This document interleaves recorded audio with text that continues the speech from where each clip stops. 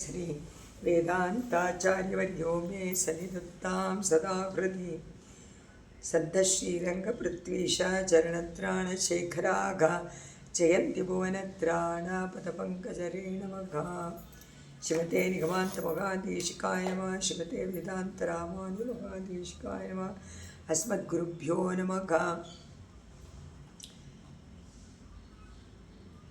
स्वामी वेदांत देशिकर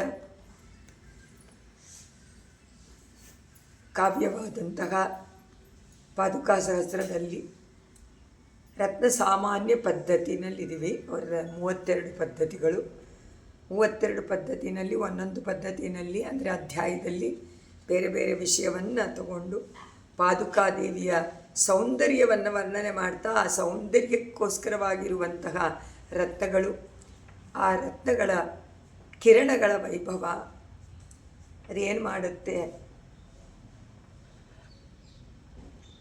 ಆ ಪ್ರಭಾವವನ್ನು ವರ್ಣನೆ ಮಾಡ್ತಾರೆ.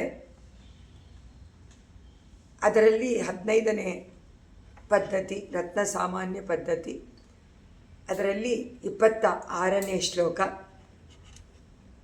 ಇಲ್ಲಿ ಎಲ್ಲ ರತ್ನಗಳ ಕಿರಣವನ್ನು ತಗೊಂಡಿದ್ದಾರೆ, ವರ್ಣಮಯವಾದಂಥದ್ದಲ್ವ. ಬೇರೆ ಬೇರೆ ರತ್ನಗಳ ವಿಷಯ ಆಮೇಲೆ ಮಾಡ್ತಾರೆ.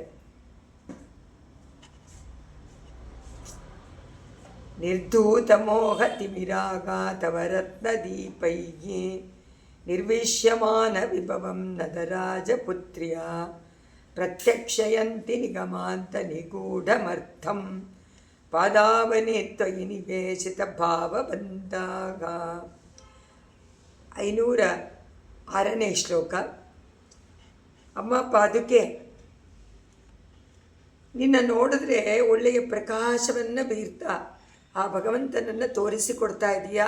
ಆ ಒಂದು ಕಿರಣಗಳ ಕಾಂತಿಯಿಂದ ಆ ಕಾಂತಿ ಬೇರೆ ಬೇರೆ ವಿಷಯಗಳನ್ನು ಮನಸ್ಸಿಗೆ ತಂದುಕೊಡುತ್ತೆ.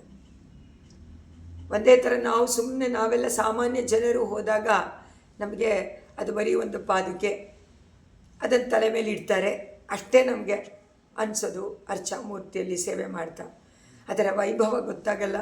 ಅದರಲ್ಲಿರುವಂಥ ಆ ಒಂದೊಂದು ಅಂಗಾಂಗಗಳು ನಮಗೆ ಅರ್ಥನೇ ಆಗೋದಿಲ್ಲ, ಒಂದೇ ಅನ್ಕೊಂಡ್ಬಿಡ್ತೀವಿ. ಆದರೆ ಭಕ್ತರಿಗೆ, ಪರಮ ಭಕ್ತರಿಗೆ, ಅದು ಕವಿಗಳೂ ಆಗಿಬಿಟ್ರೆ ಅವರಿಗೆ ಉಂಟಾಗುವಂಥ ಭಾವನೆಗಳು ಅದು ಅದು ನಮಗೆ ತಿಳಿಯೋಕ್ಕಾಗದೇ ಇರುವಂಥ ವಿಷಯ. ಅವರಿಂದ ಅವರ ಮೂಲಕವಾಗಿ ನಾವು ತಿಳ್ಕೊಳ್ಬಹುದು, ಯಾವ ರೀತಿ ಅನುಭವಿಸ್ಬೋದು ಅಂತ. ಅದಕ್ಕೋಸ್ಕರ ತಾನೇ ಒಬ್ಬ ಗುರುಗಳ ಹತ್ರ ಹೋಗಿ ನಾವು ಕಲ್ತ್ಕೊಳ್ತೀವಿ ಪಾಠ, ನಮಗಾಗೆ ಗೊತ್ತಾಗೋದಿಲ್ಲ. ಈಗ ಗುರು ತರಹ ತಾನೇ ಇವರೆಲ್ಲ ಅಷ್ಟು ಚೆನ್ನಾಗಿ ಅದನ್ನು ಅನುಭವಿಸಿ ಕಲ್ಪನೆ ಮಾಡಿಕೊಂಡು, ಓಹೋ ಈ ಒಂದು ರತ್ನದ ಕಿರಣ ನನಗೆ ಈ ಥರ ಅನುಭವ ಕೊಡುತ್ತೆ, ಈ ಥರ ಪರಮಾತ್ಮನ ವಿಷಯ ಏನು ಅಂತ ತಿಳಿಸಿಕೊಡುತ್ತೆ. ವೇದಾಂತಗಳು ಪ್ರತಿಪಾದ್ಯ ಮಾಡೋದು ಭಗವಂತನನ್ನೇ, ಪರಮಾತ್ಮನನ್ನು. ಅದೇ ತಾನೇ ಮುಖ್ಯ ಪ್ರಮಾಣ. ಅದನ್ನೇ ಮನಸ್ಸಿನಲ್ಲಿ ಇಟ್ಕೊಂಡಿರ್ತಾರೆ ಜ್ಞಾನಿಗಳು, ಕವಿಗಳು. ಜನಸಾಮಾನ್ಯರಿಗೆ ಇದು ಅರ್ಥ ಆಗೋದಿಲ್ಲ. ಆದರೆ ಜನಸಾಮಾನ್ಯರು ಕೇಳಿ ಹೇಳಿ ಅದನ್ನು ಚೆನ್ನಾಗಿ ಅಧ್ಯಯನ ಮಾಡಿದರೆ ಖಂಡಿತವಾಗಿ ಬೇರೆ ಬೇರೆ ವಿಷಯಗಳು ಸ್ಫುರಿಸುತ್ತೆ. ಅದು ಭಗವಂತನ ಅನುಗ್ರಹದಿಂದ. ಭಗವಂತನ ಅನುಗ್ರಹದಿಂದ ಒಳ್ಳೆಯ ಆಚಾರ್ಯ ಸಿಕ್ಕಿ, ಆಚಾರ್ಯರ ಅನುಗ್ರಹದಿಂದ ಭಗವಂತ ನಮಗೆ ದರ್ಶನ ಕೊಡ. ಅವನ ಒಂದು ಲೀಲೆನೇ ಇದು, ಅವನೇ ನಮಗೆ ಮಾಡಿರುವಂತಹ ಉಪಾಯ. ಈಗ ನಿರ್ಧೂತ ಮೋಹ ತಿಮಿರಾಗ, ಮೋಹ ಎನ್ನುವಂಥದ್ದು ಪ್ರಕೃತಿಯಲ್ಲಿ ಬಂದಾಗ ಮಾಯೆಯಿಂದ ಉಂಟಾಗ್ಬಿಡುತ್ತೆ. ಎಲ್ಲದರಲ್ಲೂ ಆಸೆ ಉಂಟಾಗತ್ತೆ. ನೋಡಿದ್ದಲ್ಲಿ ಜನಗಳ ಜೊತೆಯಲ್ಲಿರೋದ್ರಲ್ಲಿ, ಅದು ಮನೆಯವರು ಅಂದುಬಿಟ್ರಂತೂ ಇನ್ನೂ ಮೋಹ. ಅದು ತಿಮಿರ, ಅದು ಅಜ್ಞಾನದಿಂದ ಉಂಟಾಗಿರುವಂಥ ಒಂದು ಮೋಹ. ಅದನ್ನು ನಾವು ಕಳ್ಕೊಳ್ಬೇಕು, ಅದನ್ನು ಕತ್ತರಿಸಿ ಹಾಕಬೇಕು. ಅದಕ್ಕೆ ನಮಗೆ ಬೆಳಕು ಬೇಕು. ತಿಮಿರ ಅಂದರೆ ಕತ್ತಲೆ, ಅಜ್ಞಾನ ತಿಮಿರ. ಅದು ನಿರ್ಧೂತ ತವರತ್ನ ದೀಪೈಹಿ, ನಿನ್ನ ರತ್ನಗಳ ದೀಪ ಅಂತಾರೆ. ದೀಪ ಏನು ಮಾಡುತ್ತೆ? ಕತ್ತಲೆಯನ್ನು ನಿವಾರಣೆ. ನಿರ್ವಿಶ್ಯಮಾನ ವಿಭವಂ ನದರಾಜಪುತ್ರ್ಯ, ನದರಾಜಪುತ್ರ್ಯ ಮಹಾಲಕ್ಷ್ಮಿ. ನದಿಗಳಿಗೆ ರಾಜನಾದಂಥ ಸಮುದ್ರ, ಸಮುದ್ರ ರಾಜನ ಮಗಳಾದಂಥ ಮಹಾಲಕ್ಷ್ಮಿ. ಪ್ರತ್ಯಕ್ಷಯಂತಿ ನಿಗಮಾತ ನಿಗೂಢಮರ್ಥಂ, ನಿಗೂಢಮರ್ಥಂ. ಯಾವುದ್ರದ್ದು? ನಿಗಮ ಅಂತ. ವೇದಾಂತ, ವೇದಾಂತಗಳು ನಿಗೂಢವಾಗಿ ಪ್ರತಿಪಾದನೆ ಮಾಡುವಂಥದ್ದು. ಅದು ಕ್ಲಿಯರಾಗಿ ತೋರಿಸಿಕೊಡೋದಿಲ್ಲ, ಇಲ್ವಾ? ನಿಗೂಢ. ಅದ್ರ ಒಳಗಡೆ ಹೋದರೆ ಮಾತ್ರ, ಅಂತಃಕರಣದಲ್ಲಿ ಹೋದರೆ ಮಾತ್ರ ಅದು ಗೊತ್ತಾಗುತ್ತೆ. ಹಾಗೇ ಪರಮಾತ್ಮ ಅಲ್ವಾ? ನಮ್ಮ ಅಂತಃಕರಣದಲ್ಲೇ ಇರುವಂಥ ಪರಮಾತ್ಮನನ್ನು ನಾವು ಸಾಮಾನ್ಯವಾಗಿ ಮೇಲ್ಗಡೆಯಿಂದ ನೋಡೋಕ್ಕಾಗಲ್ಲ. ಅದಕ್ಕೆ ನಿಗೂಢವಾಗಿದೆ. ಕರಂದ ಪಾಲಿಲ್ ನಯ್ಯೇ ಪೋಲ್, ಹಾಲಿನಲ್ಲಿ ತುಪ್ಪ ಇರುವಂತೆ ಈ ಪ್ರಪಂಚದಲ್ಲಿ ಒಂದೊಂದು ಕಣದಲ್ಲೂ ಭಗವಂತ ಇದ್ದಾನೆ. ಆದರೆ ಅದು ಅರ್ಥ ಆಗಬೇಕಾದ್ರೆ ಸಂಸ್ಕಾರ ಅಂದ್ರೇ ಜ್ಞಾನದೀಪ. ಆ ಜ್ಞಾನದೀಪದಂತೆ ರತ್ನದೀಪೈಹಿ ಅಂತಾರೆ. ಇದರಲ್ಲಿ ಬೆಳಕಿನ ದೀಪಗಳು ಒಂದಲ್ಲ ಎರಡಲ್ಲ, ಬೇಕಾದಷ್ಟು ರತ್ನಗಳು ಉಂಟು. ಆ ದೀಪಗಳಿಂದ ಅಜ್ಞಾನ ಎನ್ನುವಂಥ ನಮ್ಮ ಕತ್ತಲನ್ನು ಹೋಗಲಾಡಿಸಿಕೊಂಡು ಮಹಾಲಕ್ಷ್ಮಿ ಅನುಭವಿಸಿದಂತೆ. ನದರಾಜಪುತ್ರ್ಯ ಯಾವ ರೀತಿ ಭಗವಂತನನ್ನು ಸೇವೆ ಮಾಡಿ ಅನುಭವಿಸ್ತಾಳೋ ಆ ರೀತಿಯಾಗಿ ಬಹುವಿಧ ಸಂಪತ್ತು, ಅವಳು ಎಲ್ಲ ಸಂಪತ್ತು ಅವಳು ತಿರುವುಕ್ಕುಂ ತಿರುವಾಗಿಯ ಶಲ್ವನ್. ತಿರುವು ಅಂದ್ರೇ ಮಹಾಲಕ್ಷ್ಮಿ. ಮಹಾಲಕ್ಷ್ಮಿಗೆ ಎಲ್ಲ ಸಂಪತ್ತು ಉಂಟು, ಅವಳು ಕೊಟ್ಟರೆ ಉಂಟು. ಅವಳು ಪರಮಾತ್ಮನಿಗೆ ಸಂಪತ್ತನ್ನು ಕೊಡುವಂಥವಳು. ಆದರೆ ಅವಳಿಗೂ ಸಂಪತ್ತಾಗಿರುವಂಥವನು ಪರಮಾತ್ಮ. ಅವನನ್ನು ತೋರಿಸಿ ಅವಳು ಅನುಭವಿಸ್ತಾಳೆ, ಆ ಸಂಪತ್ತನ್ನು ಇಟ್ಕೊಂಡ್ಬಿಟ್ಟಿದ್ದಾಳೆ. ಅದರಿಂದ ಅಲ್ವಾ, ಮಹಾಲಕ್ಷ್ಮಿಗೆ ಸಂಪತ್ತು ಅಂದರೆ ಪರಮಾತ್ಮ, ಅಂದರೆ ಇವನು ಎಷ್ಟು ಅಂತಹ ಸಂಪತ್ತನ್ನು ಇಟ್ಟುಕೊಂಡು ಅವಳು ಅನುಭವಿಸ್ತಾ ಇದ್ದಾಳಲ್ಲ. ಆ ಮಹಾಲಕ್ಷ್ಮಿ ಅನುಭವಿಸುವಂತಹ ಸಕಲ ಉಪನಿಷತ್ತುಗಳೂ ಯಾರನ್ನ ಪ್ರತಿಪಾದ್ಯ ಮಾಡುತ್ತೋ ಆ ಪರಮಾತ್ಮ ಅವನನ್ನು ಕಣ್ಣಾರ ಕಂಡು ಅಂದ್ರೇನು? ನಮ್ಮ ಕಣ್ಣುಗಳಿಂದ ಕಂಡು ನೋಡುವಂತಹಂತೆ ಒಳಗಿನ ಕಣ್ಣುಗಳಿಂದ ಕಂಡು ನಿಗೂಢಮರ್ಥ ಅದನ್ನು ಅನುಭವಿಸುವಂತಹ. ಅದರಿಂದ ಏನಾಗುತ್ತೆ? ಪರಮಾನಂದ ಉಂಟಾಗುತ್ತೆ. ಆ ಪರಮಾನಂದ ಉಂಟು ಮಾಡ್ತೀಯ ನೀನು. ಯಾವುದರಿಂದ? ನಿನ್ನ ರತ್ನ ದೀಪಗಳಿಂದ ಅಂತ. ಅದರಿಂದ ಭಗವಂತನನ್ನು ಮನಸ್ಸಿನಲ್ಲಿ ಧ್ಯಾನ ಮಾಡೋದು ಸುಲಭ, ಇದು ಪ್ರಥಮ ನಿಷ್ಠೆ. ಆದರೆ ಭಗವಂತನನ್ನು ತೋರಿಸಿಕೊಡುವಂತಹ ಆಚಾರ್ಯರನ್ನು ಸದಾ ಸ್ಮರಣೆ ಮಾಡಬೇಕಲ್ಲ ಮನಸ್ಸಿನಲ್ಲಿ. ಅದನ್ನು ಪ್ರಾಕ್ಟೀಸ್ ಮಾಡಿಕೊಳ್ಬೇಕು. ಅದು ತಾನಾಗೆ ಬರೋದಿಲ್ಲ. ತಾನಾಗೆ ಬರೋದು ಪ್ರಥಮ ನಿಷ್ಠೆ. ಹುಟ್ಟಿದಾಗಲೇ ಎಲ್ಲರೂ ಭಕ್ತರೇನು, ಏನೋ ಒಂದು ತರಹ ಅದನ್ನು ನಂಬುತ್ತಾರೆ. ಆದರೆ ಆಚಾರ್ಯನೇ ಪರಮದೇವ ಅನ್ನೋದನ್ನು ನಂಬೋದು ತುಂಬ ಕಷ್ಟ. ಪರಮಾಚಾರ್ಯ ಅದು ಬರಬೇಕು.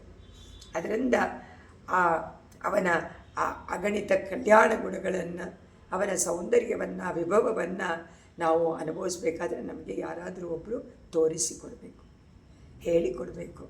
ಆ ಹೇಳಿಕೊಡುವಂಥ ಆಚಾರ್ಯ. ಅದರಿಂದ ಅಂಥವರನ್ನು ಆಶ್ರಯಿಸಿ ಒಳ್ಳೆಯ ಭಕ್ತಿ ಇದೆ, ಅದು ಒಳ್ಳೆಯದಾಗಬೇಕು, ಒಳ್ಳೆಯ ಮಾರ್ಗದಲ್ಲಿ ಹೋಗುವಂತಾಗಬೇಕು. ನಾವು ಎಲ್ಲೋ ಹೋಗಿ ಎಲ್ಲೂ ಪರದಾಡ್ತಾ ಎಲ್ಲೂ ಹೋದರೂ ನಮಗೆ ಸಿಗದೇ ಇದ್ದರೆ ಪ್ರಯೋಜನ ಇಲ್ಲ. ಒಂದು ಲಕ್ಷ್ಯ ಬೇಕಲ್ವ? ಲಕ್ಷ್ಯ ಕರೆಕ್ಟಾಗಿರಬೇಕು. ಅದಕ್ಕೆ ಹೋಗುವಂಥ ಉಪಾಯವಾದಂಥ ದಾರಿನೂ ಸರಿಯಾದ ಮಾರ್ಗವಾಗಬೇಕು. ಆಗ ತಾನೇ ಆಗುತ್ತೆ. ಅದರಿಂದ ಸದಾಚಾರ್ಯನನ್ನು ಆಶ್ರಯಿಸಿ ಅವರನ್ನು ಅನುಸರಿಸಿ ಆಗ ಭಕ್ತಿ ಅಧಿಕವಾಗತ್ತೆ. ಭಕ್ತಿ ಅಧಿಕವಾದಾಗ ಏನಾಗುತ್ತೆ? ನಮಗೆ ಕಂಡು ಹಿಡಿಯೋಕ್ಕಾಗೋದಿಲ್ಲ ನಿಗೂಢವಾದದ್ದನ್ನು. ಅವರು ಕಂಡು ಹಿಡಿದು ನಮಗೆ ತೋರಿಸಿಕೊಡ್ತಾರೆ. ಸಮುದ್ರದಲ್ಲಿರುವಂಥ ರತ್ನವನ್ನು ಹೇಗೆ ತೆಗೆದು ಅದನ್ನು ಅಮೂಲ್ಯವಾದ ರತ್ನ ಅಂತ ತೋರಿಸಿಕೊಡ್ತಾರೆ. ಹಾಗೆ ಸಮುದ್ರ ಎನ್ನುವಂಥ ವೇದಾಂತ ಇದೆ, ಅದರೊಳಗೆ ಹೋಗಿ ಅದನ್ನು ನಿಗೂಢ ಅರ್ಥವನ್ನು ತಗೊಂಡು ನಮಗೆ ಪರಬ್ರಹ್ಮನನ್ನು ತೋರಿಸಿಕೊಡ್ತಾರೆ ಆಚಾರ್ಯರು ಶಿಷ್ಯರು. ಹೇಗಿರಬೇಕು ಅವರ ಸಂಬಂಧ ತುಂಬ ಚೆನ್ನಾಗಿರಬೇಕು. ಶಿಷ್ಯನಿಗೂ ಆಚಾರ್ಯನ ಮೇಲೆ ಭಕ್ತಿ ಇರಬೇಕು, ಆಚಾರ್ಯರಿಗೆ ಶಿಷ್ಯನ ವಿಷಯ ಗೊತ್ತಿರಬೇಕು. ಏನು ಕೊಡಬೇಕು ಅನ್ನೋದನ್ನು ಗೊತ್ತಿದ್ದರೆ ಮಾತ್ರ ಅದು ಪ್ರಯೋಜನ ಉಂಟಾಗತ್ತೆ. ಪುರುಷಾರ್ಥಗಳನ್ನು ಚೆನ್ನಾಗಿ ತಿಳ್ಕೊಂಡು ಯಾವುದು ಪರಮ ಪುರುಷಾರ್ಥ ಅಂತ ತಿಳಿದಿರುವ ಆಚಾರ್ಯರನ್ನು ಆಶ್ರಯಿಸಿದರೆ ಅದನ್ನು ತೋರಿಸಿಕೊಡುವಂಥ ದೀಪಗಳು ಆಚಾರ್ಯರು. ಅದರಂತೆ ಪಾದುಕಾದೇವಿಯನ್ನು ಇಲ್ಲಿ ರತ್ನದೀಪೈಹಿ, ಆ ರತ್ನದೀಪ ಅಂತ ಅವಳನ್ನು ಕೊಂಡಾಡ್ತಾರೆ. ಅವಳ ರತ್ನದ ಸ್ವಾಮಿ ದೇಶಿಕರ ಅನುಗ್ರಹವೂ ನಮಗೆ ಪೂರ್ಣವಾಗಿರಬೇಕು. ಅವರ ಪಾದುಕಾ ಸಹಸ್ರ ಅರ್ಥ ಆಗೋದು. ಅದರಿಂದ ಅವರನ್ನೇ ನಾವು ವೇದಾಂತಾಚಾರ್ಯರನ್ನೇ ನಾವು ಬೇಡ್ಕೊಳ್ಬೇಕು, ಅವರ ಅನುಗ್ರಹಕ್ಕೆ ಪ್ರಾರ್ಥನೆ ಮಾಡಬೇಕು. ರತ್ನೋಪಲ ಪ್ರಕರ ಸಂಭವಗೇಶ ದೂರಾತ್ ರಂಗಾಧಿರಾಜ ಚರಣಾವನಿತಾವಕೀನಗ ಆರ್ದ್ರಾಪರಾಧ ಪರಿಖಿನ್ನ ದಿಗ್ಯಾಂ ಪ್ರಜಾನಾಂ ಆಶ್ವಾಸನಾರ್ಥ ಇವ ಭಾತಿ ಕರ ಪ್ರಸಾರಗ. ಇವಳ ಕರ ಯಾವುದು? ಪಾದುಕಾದೇವಿಗೆ ಕೈ ಯಾವುದು? ರತ್ನಗಳ ಕಿರಣಗಳೇ ಕೈ. ಆ ರತ್ನಗಳ ಕಿರಣಗಳು ಕರಪ್ರಸಾರವನ್ನು ಮಾಡಿ, ಅಂದರೆ ಕಿರಣಗಳ ಪ್ರಸಾರವನ್ನು ಮಾಡಿ ನಮಗೆ ಆಶ್ವಾಸನೆಯನ್ನು ಕೊಡ್ತಾಳೆ. ಪರಮಾತ್ಮ ತನ್ನ ಅಭಯಹಸ್ತದಿಂದ ನಮಗೆ ಅಭಯವನ್ನು ಯಾವಾಗಲೂ ಪ್ರಸಾರ ಮಾಡ್ತಾ ಇದ್ದಾನೆ. ಇವಳು ಪಾದುಕಾದೇವಿ ಆರ್ದ್ರಾಪರಾಧ ಪರಿಜ್ಞಾನ.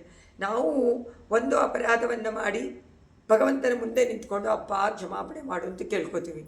ತಕ್ಷಣ ಇನ್ನೊಂದು ಅಪರಾಧ ಅಲ್ವಾ, ಅದನ್ನೇ ತಿರ್ಗಾ ಮಾಡ್ತೀವಿ. ಆರ್ದ್ರಾಪರಾಧಿಗಳು ತಕ್ಷಣದಲ್ಲಿ ಮಾಡುವಂಥ ಆರ್ದ್ರಾಪರಾಧಿ ಪರಿಖಿನ್ನ. ಆಗ ತಾನೇ ಮಾಡಿ ಇನ್ನೂ ಮಾಡಿದ್ದಕ್ಕೆ ಇನ್ನೂ ಹೋಗಿಲ್ಲ ಅಂತ ಹೇಳ್ಕೊಂಡು ಇನ್ನೊಂದು ಅಪರಾಧವನ್ನು ಮಾಡಿ ಕೂಡಿಸ್ಕೊಳ್ತೀವಿ ನಾವು. ಪರಿಖಿನ್ನ ಅದರಿಂದ ಏನಾಗಿರುತ್ತೆ, ನಮಗೆ ಆ ತುಂಬ ಪಾಪ ಮಾಡೋದ್ರಿಂದ ದುಃಖ ಜಾಸ್ತಿ ಆಗುತ್ತೆ. ಪಾಪದಿಂದಲೇ ದುಃಖ, ಪುಣ್ಯದಿಂದ ಸುಖ. ಅದೇ ಮಾಡಿರುವಂಥ ಪಾಪಗಳಿಗೆ ಪಾಪವನ್ನೆಲ್ಲ ಹೋಗಲಾಡಿಸ್ಬಿಟ್ಟ ಶರಣಾಗತಿ ಮಾಡಿದ ಮೇಲೆ ಅದು ತಿರ್ಗಾ ಮಾಡ್ತಾ ಇದ್ದೀವಲ್ಲ, ಅದರಿಂದ ದುಃಖ. ದುಃಖಕ್ಕೆ ಶಿಕ್ಷೆ ಏನು? ರೋಗ. ಅದೇ ಅನುಭವಿಸ್ಬೇಕು. ಆ ದುಃಖ ಬರದೇ ಇರಬೇಕು ಅಂದರೆ ಏನು ಮಾಡಬೇಕು?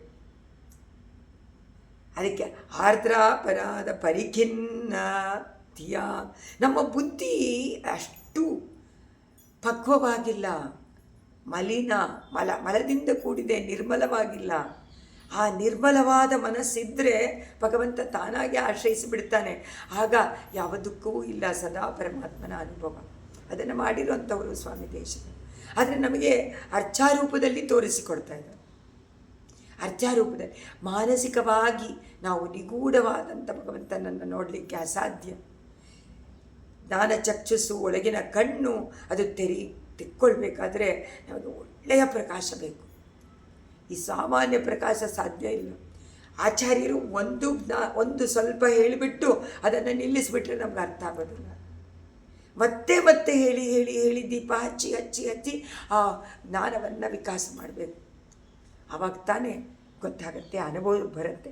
ಅದರಿಂದ ರಂಗಾದಿರಾಜ ಚರಣಾವನಿತಾವಕಿನ, ರಂಗನಾಥನ ಚರಣಗಳನ್ನು ರಕ್ಷಣೆ ಮಾಡುವಂಥ ಅಮ್ಮ ಪಾದುಕೆ, ಆ ಪಾದುಕೆಯಾದ ತಾವಕೀನಃ ನಿನ್ನ ರತ್ನೋಪಲ ಪ್ರಕರ ಸಂಭವ ಏಷದು ರತ್ನ.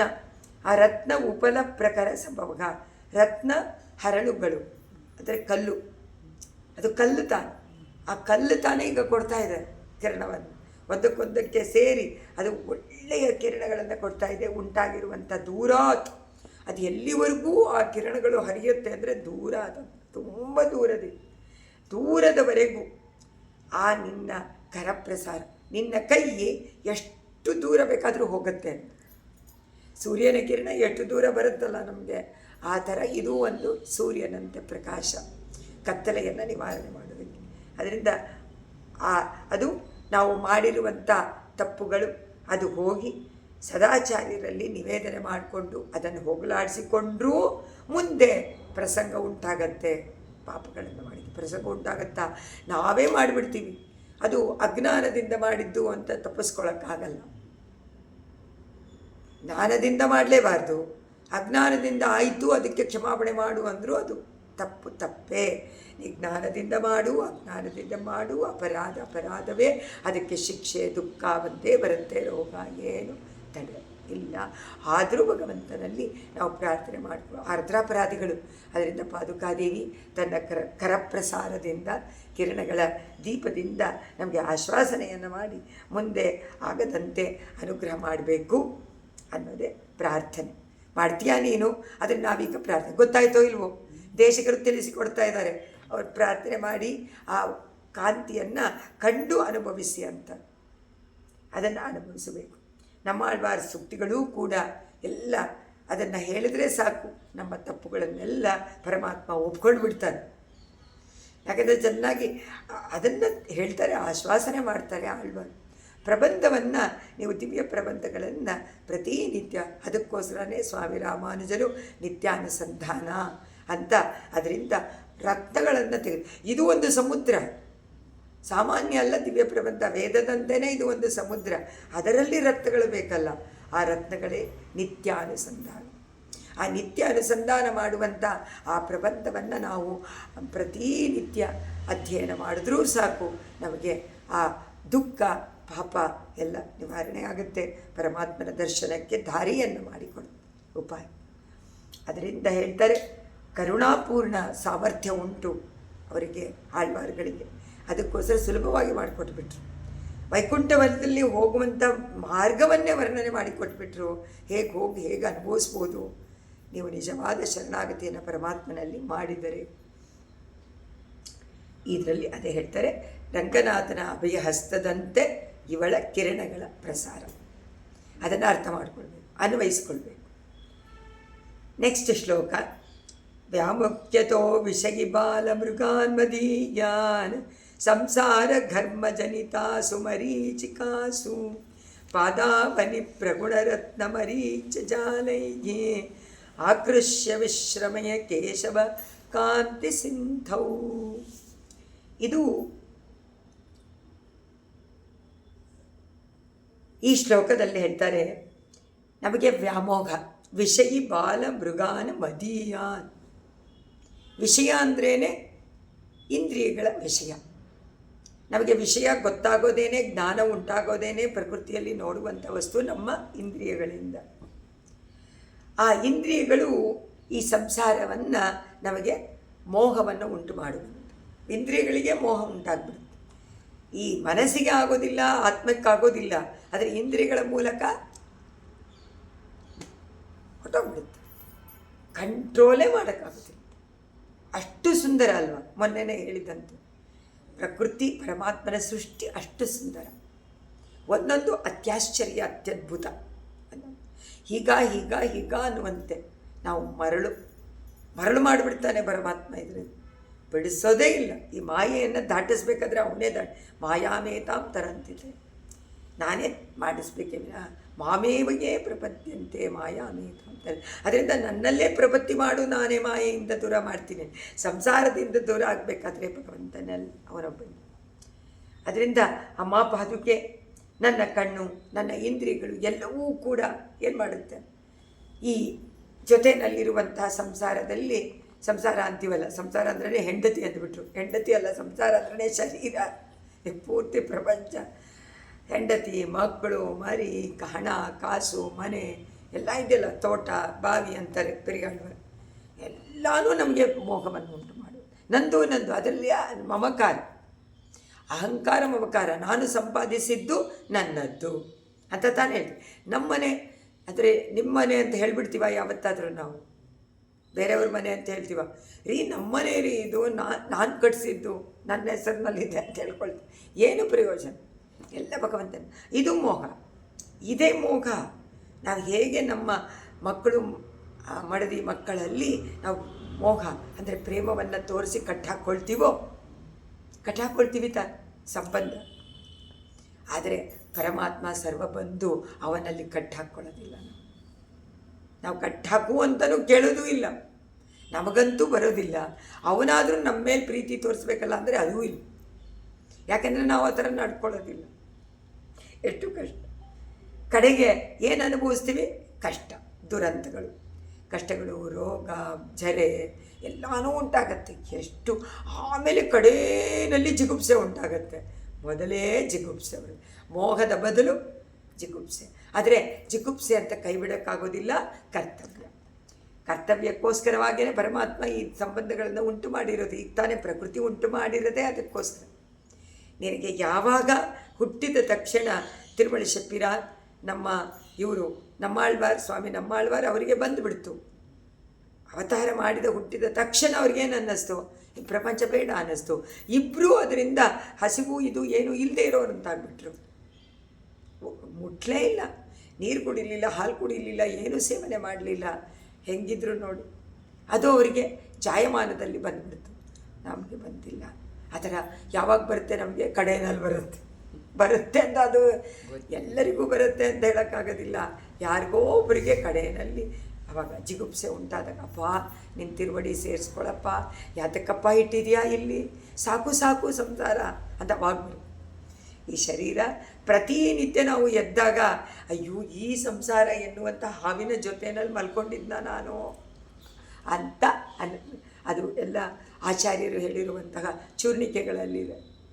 ಅವ್ರು ಹೇಳ್ತಾರೆ ಹಾವಂತೆ ಇದು, ಹಾವಿನಂತೆ ವಿಷದ ಅದೇ ವಿಷಯದಲ್ಲಿ ನಮ್ಮನ್ನು ತೂಂಡಿಸುವಂತಹ ಆ ಇಂದ್ರಿಯಗಳು, ಅದರಿಂದ ಮಗ್ನರಾಗಿ ಮೋಹಗೊಂಡು ನಾವೇನು ಅಂದರೆ ಅದು ಜಿಂಕೆ ಮರಿಗಳನ್ನು ದಿವ್ಯ ರತ್ನದ ಕಾಂತಿ ಅಂತ ಮೃಗಯ್ಯ ಬರೀ ವಿಷಯ ಬಾಲ ಮೃಗಾನ ಮದಿ, ಅದೆಲ್ಲ ಮೃಗಗಳು ಅಂತ ಹೇಳ್ತಾರೆ.